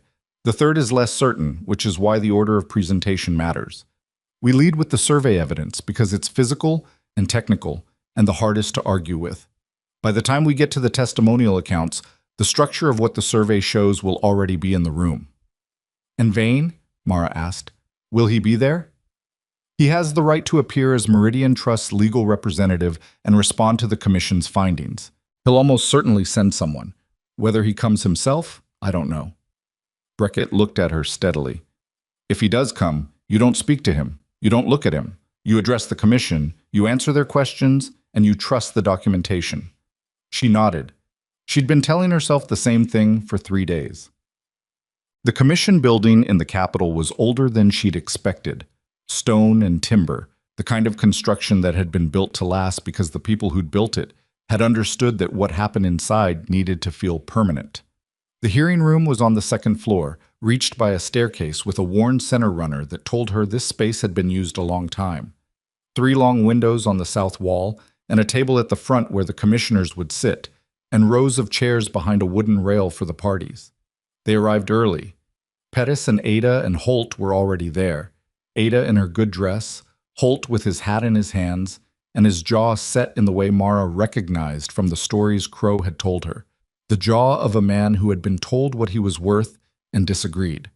Potts appeared at 5 minutes before the hour, looking pale but present, and took a seat beside Calder without speaking. Mara sat in the front row on the left side of the rail. Crow sat beside her. He didn't say anything, and she didn't say anything, and that was the right choice for both of them. The commissioners entered at the hour. 3 men. 1 older, 1 middle-aged, 1 younger than she'd expected for the position, with the careful eyes of someone who had learned not to show his conclusions before he'd finished drawing them. They settled. The older one, who was apparently the chair, looked at the papers in front of him, and then at the room, and then spoke in the flat, procedural tone of a man who had run a great many of these hearings and was going to run this one with the same method regardless of what was in the room. Meridian Trust representation came in 2 minutes later, not Vane. A man named Oswald Price, who was perhaps 45, well-dressed, with the confident bearing of a lawyer who had appeared before regulatory bodies many times and knew how to make those bodies feel like they were doing him a favor by listening. He had 2 associates with him. He set his case on the table on the right side of the rail without looking at anyone on the left side. The chair began. Calder went first. He'd dressed formally, and it looked slightly wrong on him, like a man in borrowed clothes, which was the honest truth of it. He stood at the front and talked about the mountain channel in the specific technical language of someone who had surveyed it twice over 20 years and knew it the way you knew land you'd walked. Not just the facts of it, but the feel of it, the way the water moved and where it went and what happened downstream when you changed its course. He had the photographs and his field notes and his original survey documentation from 20 years prior, and Beckett entered all of it formally, and the commissioners looked at each photograph with the focused attention of men who were genuinely trying to understand what they were seeing. Price cross-examined. He was good at it. Not aggressive, which would have been the wrong approach here, but persistently questioning. He asked about the age estimation on the obstruction materials, whether it was possible for natural debris accumulation to produce similar results, whether Calder had geological training beyond surveying. Calder answered each question the way Beckett had coached all of them, plainly, without defensiveness, returning to the documented facts. The obstruction is not debris, Calder said, for the 3rd time, in response to the 3rd variation of the same question. Debris accumulates irregularly. What I documented is deliberate fill work, uniform material, introduced from outside the channel bed, placed in a pattern consistent with intentional diversion. I have surveyed channels for 23 years. I know the difference. Price moved on. The younger commissioner asked Calder 2 follow-up questions that were the sharpest questions in the room, and Calder answered them, And when he sat down, Mara could feel the shift in the air, the way the physical evidence had landed and settled and was now part of the room's understanding in a way that couldn't be unspoken. Potts went next. He was nervous in a way that was visible, his hands not quite still, but his voice was steady and his account was precise. He described the original records, the specific entries, the language of the amendments compared to what had been there before. He described the afternoon Finch had come to the records office. He stated in clear sentences that he had witnessed the original documents and could speak to the differences between them and the amended versions, and that the changes were not routine corrections but substantive alterations to the terms and parties recorded in 4 separate land transfer filings. Price objected to Potts's characterization of the amendments as substantive alterations, arguing that the determination of what constituted a substantive change was a legal question outside Potts's expertise as a records clerk. The older commissioner overruled the objection with the brevity of a man who had heard that argument before and didn't find it compelling. Price's cross-examination of Potts was harder. He pressed on Potts's relationship to the other parties. Had he been approached by Mara Quinn? Had he provided information to her before or after the amendments? Had he been offered anything in exchange? Potts answered each question truthfully and flatly, and the truth was not damaging. He had come to Mara on his own initiative after months of sitting with what he'd witnessed, motivated by what had happened to his father's land, and he had not been offered or received anything. He said that last part looking directly at Price, which was not what Beckett had told him to do, but which was, Mara thought, probably the right instinct. When Potts sat, he let out a breath that he'd apparently been holding for most of the cross-examination. She touched his arm briefly, and he nodded, not trusting himself to speak quite yet. Ada Stroud spoke about 16 years on the East Basin land and the millenary that came after and the particular sound of her children asking why they couldn't go back to the creek. She was not dramatic about it. She stated facts and she stated what she'd observed about the water, and she stated what the representative from Meridian had said to her husband when they'd come to buy and what the land had sold for and what it had been worth. The middle commissioner asked her whether she had documentation of the sale terms, and she said yes, and Beckett entered the original sale agreement, which she'd kept because she was the kind of woman who kept documents because her mother had taught her that paper outlasted memory. Price's cross-examination of Ada was brief, which told Mara he'd decided she was a credible witness who wasn't worth attacking hard. He asked 2 clarifying questions about the timeline and sat back down, and the younger commissioner watched Ada return to her seat with an expression that was not exactly sympathy, but was close to something honest. Holt spoke about his 300 acres, and the 20 years he'd worked them, and the 2 representatives who'd come to his door, and the offer that had improved slightly each time, like a man who was raising his bid because he knew eventually the answer would have to change. He was blunter than the others, less polished, more plainly angry in a way that came through even when he was trying to contain it. He said, "They came to my door twice, and both times they talked about the water situation like it was weather. Like it was something that happened to the land. Nobody made that happen." He looked at the commission directly. "Somebody made that happen. I've been losing cattle for 3 years because of what somebody made happen." Price let that go without cross-examination, which was probably smart. There were moments when the aggressive strategy was to say nothing and let the anger dissipate on its own, and Price was experienced enough to know when he was in one. Then Beckett called Mara Quinn. "Well," she stood at the front of the room and looked at the 3 commissioners, and did not look at Price and did not look at Crow, though she was aware of where Crow was, the way you were aware of something solid in your peripheral vision. She had been preparing for this moment for 4 years, though she hadn't known for most of that time that the moment was coming. She'd been preparing for it the first winter after her father died, reading his margin notes by lamplight and thinking, this is wrong and someone should say so. She'd been preparing for it every time she went to the county records office and wrote out entries in her notebook and felt the slow, methodical accumulation of documented truth that was the only tool she'd ever had. She started from the beginning, not from the scarf, not from Crow, from her father, from George Quinn and 30 years in the valley and 18 months of illness and the land records he'd kept until his hands wouldn't hold a pen. She described the pattern she'd found in the spring output records and the sequence of land acquisitions and the specific way the timing aligned with Calder's channel documentation. She described every step she'd taken to verify what she found before she brought it to anyone else. And she described who she'd brought it to and when and why.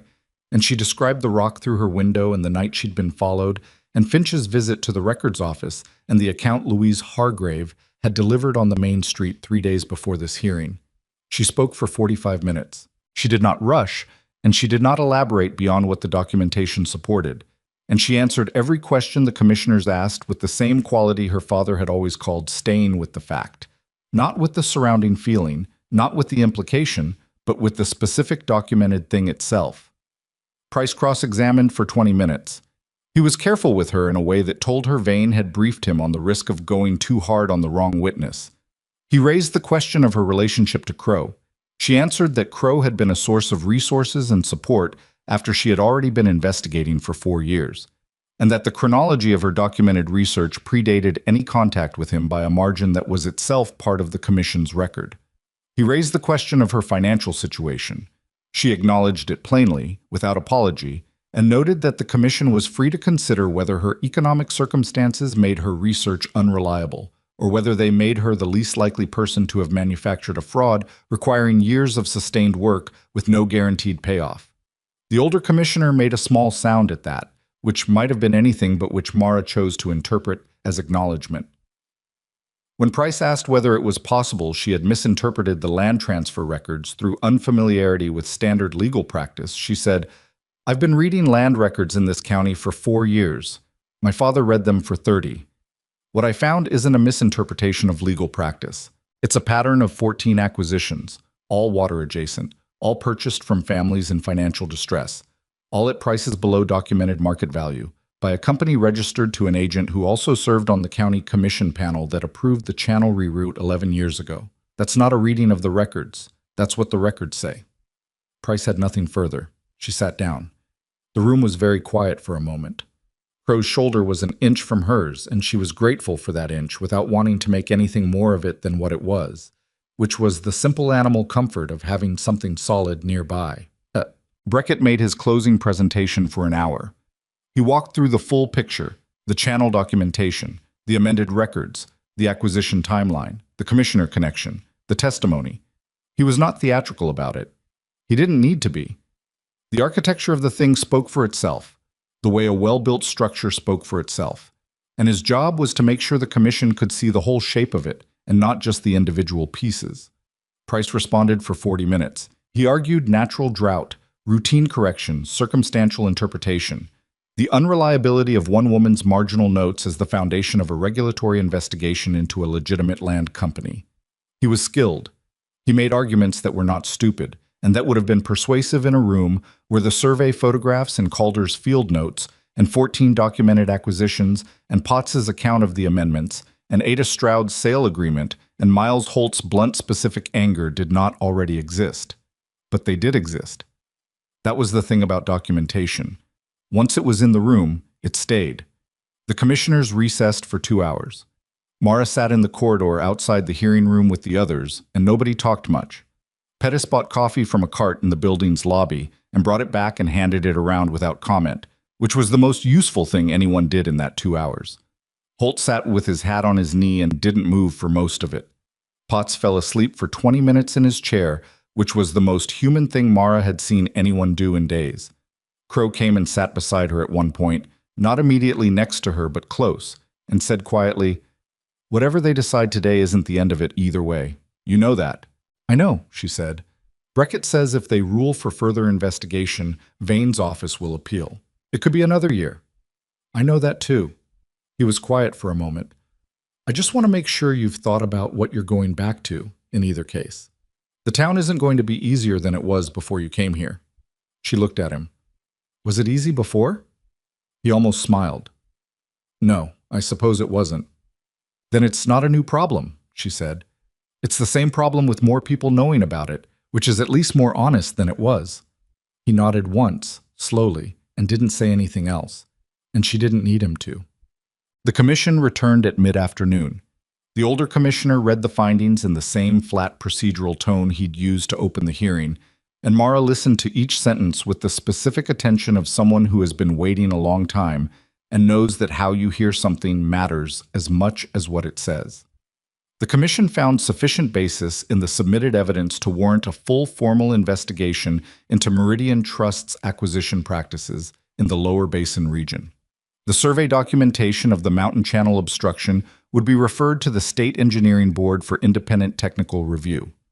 The amended county records were to be preserved in their current state pending investigation and compared against witness testimony for determination of whether alterations constituted falsification of public documents. A state investigator would be appointed to review the full acquisition history of Meridian Trust in the county, with access to all records currently or previously held by the county office. Aldous Vane's name was not in the finding. Not yet. But the channel reroute and the county commissioner approval were listed as areas the investigation would examine, and anyone in the room who knew how to read a finding could see exactly where that examination would lead.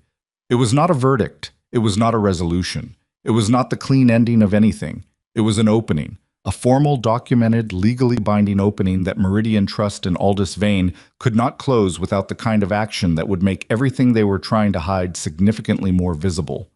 Beckett turned in his chair and looked at Mara and gave a single, quiet nod. Beside her, she heard Ada Stroud exhale, a long, slow breath, the kind that carries something that has been held too tight for too long. Holt pressed his hat brim flat between his palms. Potts put his face in his hands for a moment, not in distress, but in the way people did when they needed a second without anyone looking at them. Mara sat still. She felt the moment the way she sometimes felt the end of a long sewing job.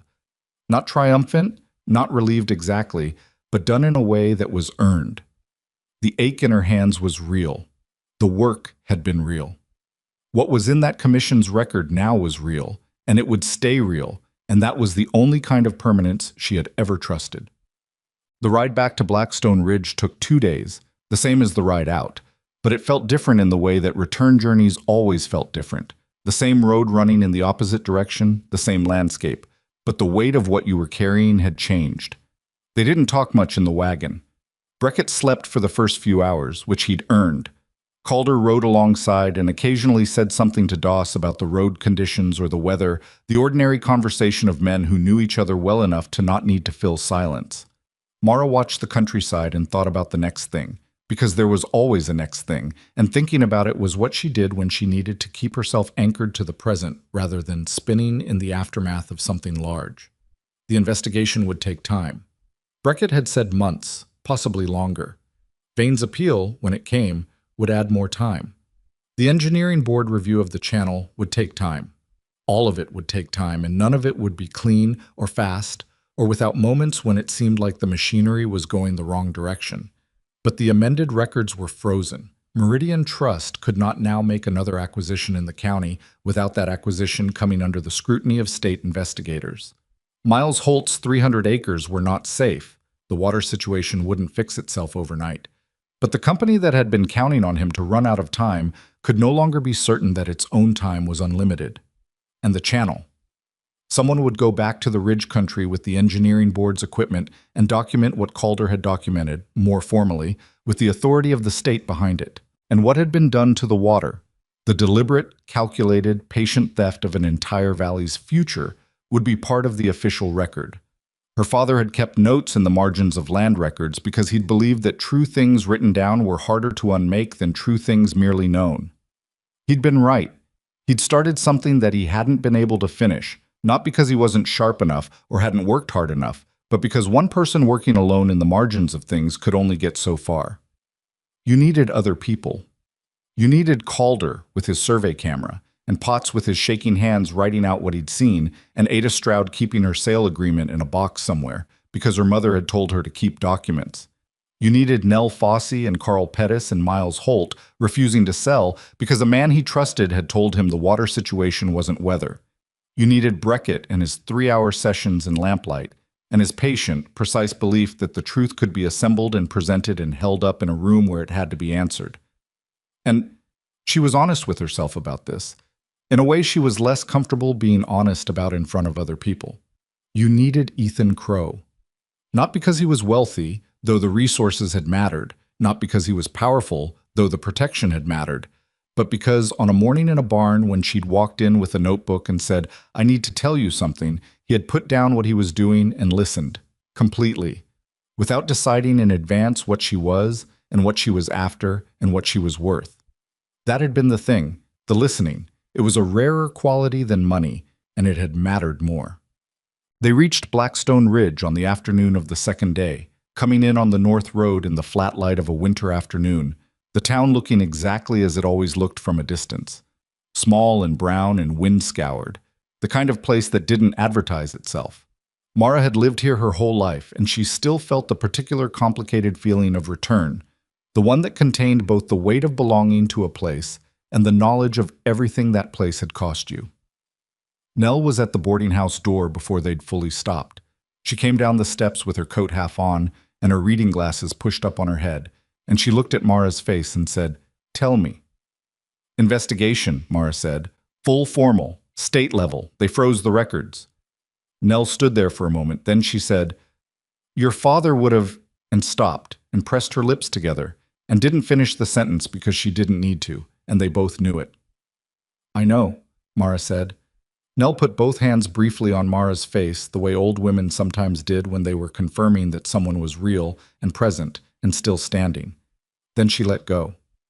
"Come inside. It's cold, and you've been in a wagon for 2 days, and I made soup yesterday that's still good." The weeks after the hearing had their own particular quality, different from the urgency of everything before it, and different from anything Mara had expected. Word got out. She'd known it would.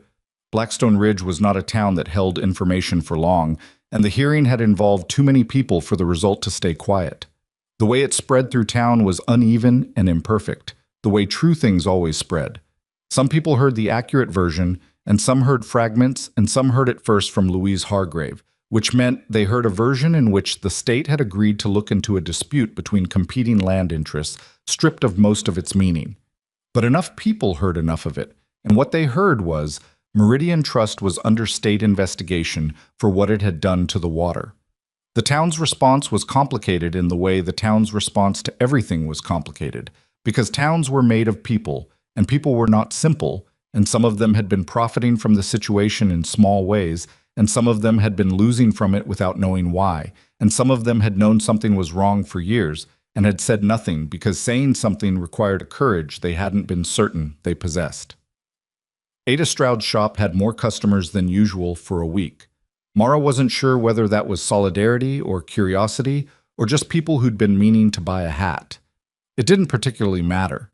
Ada stood behind her counter with the same composure she'd had in the commission room and answered questions carefully and sent people on their way without making speeches, which was probably the right approach. Gertrude Aldis stopped her on the street and said nothing about the hearing at all, but asked with great deliberateness about Mara's sewing work, and whether she was still taking orders, which told Mara something about which way the Aldis family's wind was now blowing. She said yes, she was still taking orders, and quoted her prices, and Gertrude took note of them and went on.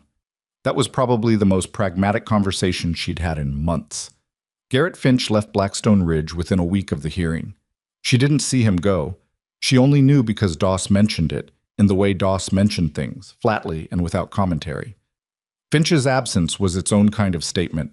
Vane's office was regrouping, preparing its appeal, probably, calculating what was salvageable and what needed to be cut loose.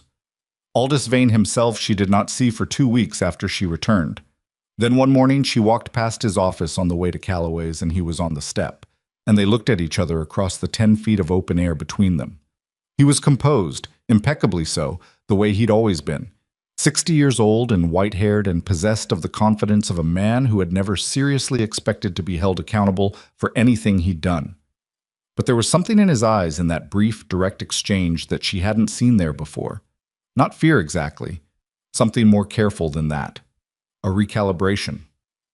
She looked at him for exactly as long as was necessary, and then she went on about her business, because she had things to do and she was not going to stand in the street performing anything for his benefit. Miles Holt got through the winter. Crow extended his loan without discussion, the way he extended it, matter-of-factly, as if it were simply the next step in an obvious sequence. Holt didn't love taking the help, Crow told Mara, but he took it, and he went back to his land and kept working it, and told the third Meridian representative who came to his door in February to try again in another decade. Calder's testimony before the State Engineering Board took place in early spring. He came back from it looking like a man who had been through something difficult and had not been broken by it, which was the best outcome available. The board's review would take another several months, but the technical documentation was in state hands now, outside Vane's reach. Potts kept his job at the records office through the winter, which surprised her a little. She thought about it and decided it made sense. Firing him now would look like exactly what it was. And Vane was too calculating to make that obvious a mistake while the investigation was active. Whether Potts would keep it after everything was concluded was another question, and one she didn't have an answer for. He seemed to understand that himself. He'd started studying property law in his evenings, he mentioned to her once in passing, in the way you mentioned a hedge against an uncertain future.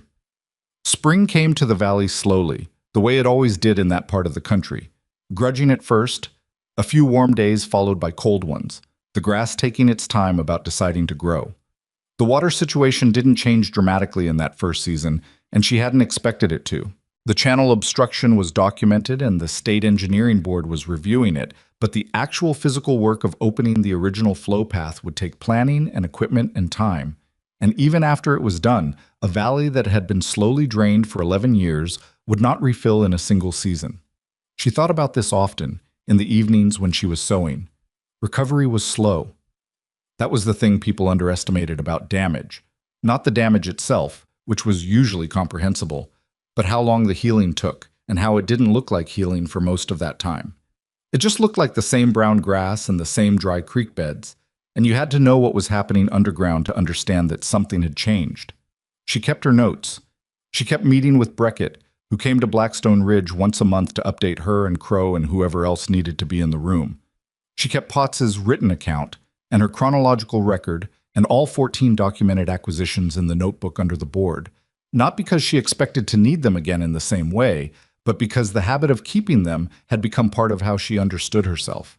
She was a woman who wrote things down, who kept track, who believed that true things documented were more durable than true things merely felt.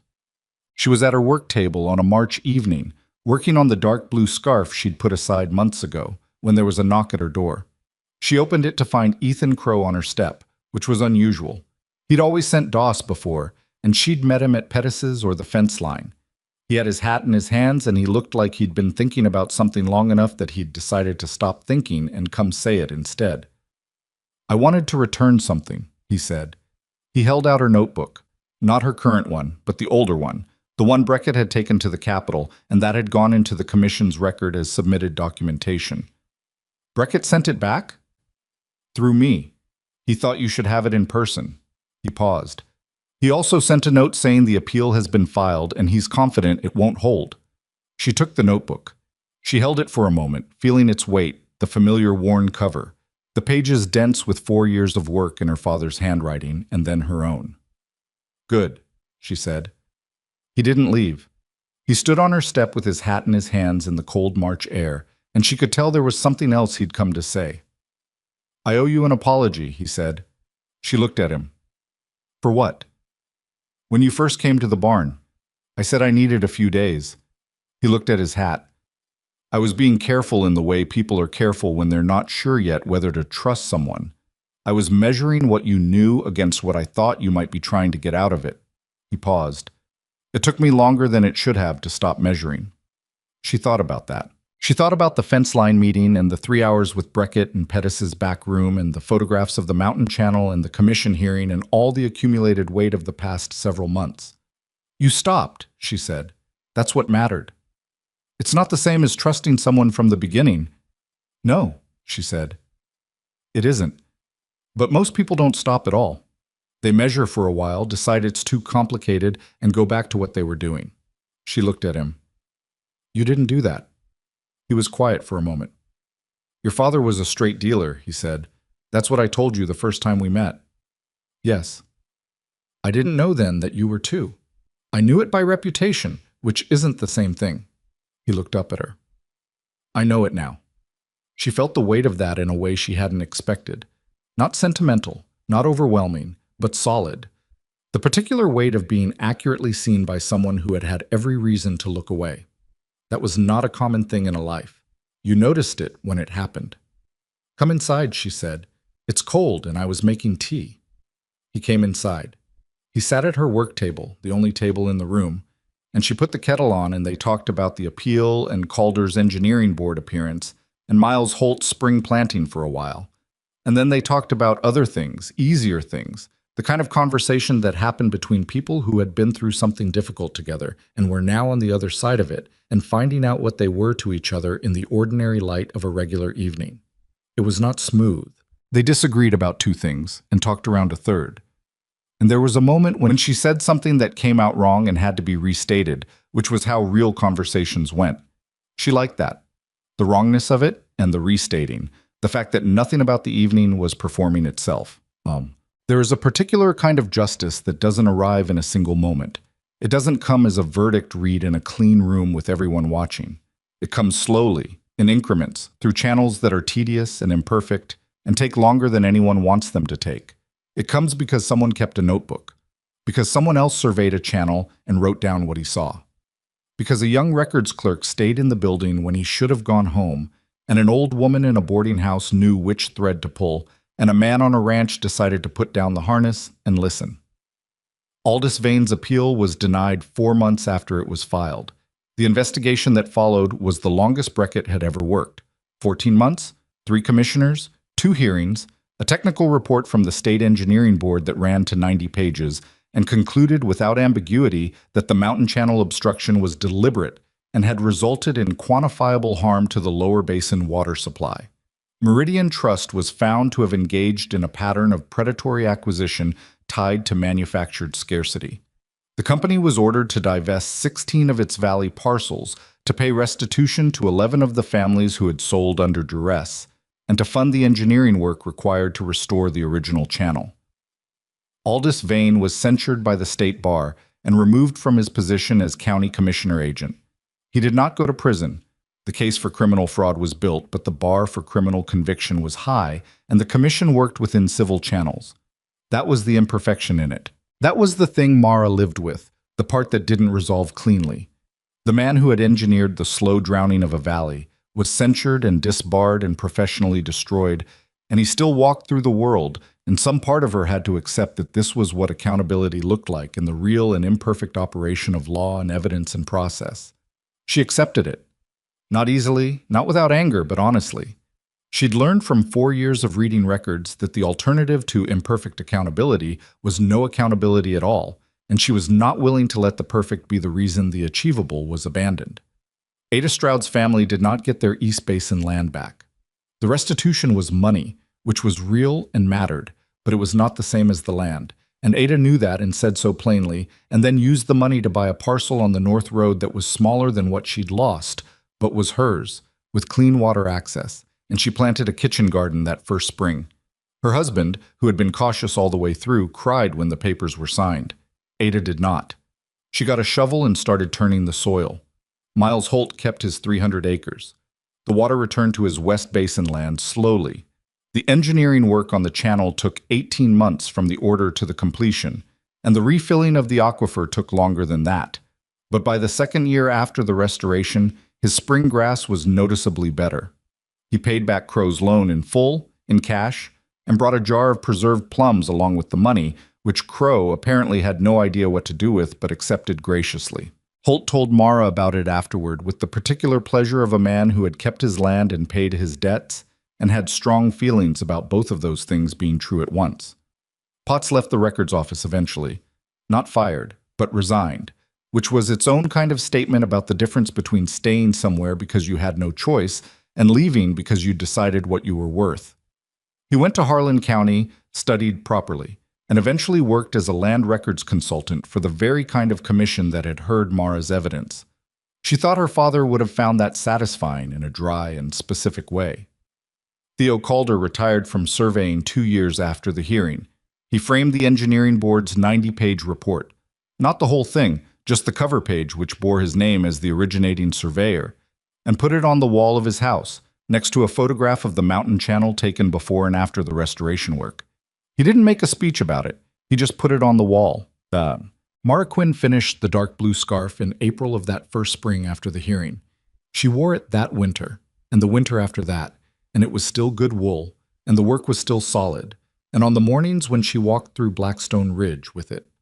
Around her neck, she thought about the 11 days it had taken to make the other one and the strange and unlikely chain of events that had begun with a simple thank you. She did not believe everything happened for a reason. She had read too many records, seen too many families lose too much to chance and cruelty, and the patient greed of people who'd never had to account for it, to believe that the world arranged itself with that kind of intention. But she believed that what you did with what happened to you was its own kind of authorship. That you could write your own margin notes in the edges of the story someone else was trying to tell about your life. That those notes, kept carefully and honestly, and over time, could become more durable than the story they'd been written in response to. Her father had taught her that. Not in so many words. In notebooks. She kept his on the shelf. She kept hers underneath. She started a new one in the spring because there was always more to document, and because the habit of accuracy was the most useful thing she knew, and because the valley was slowly refilling and someone ought to be keeping track of that too.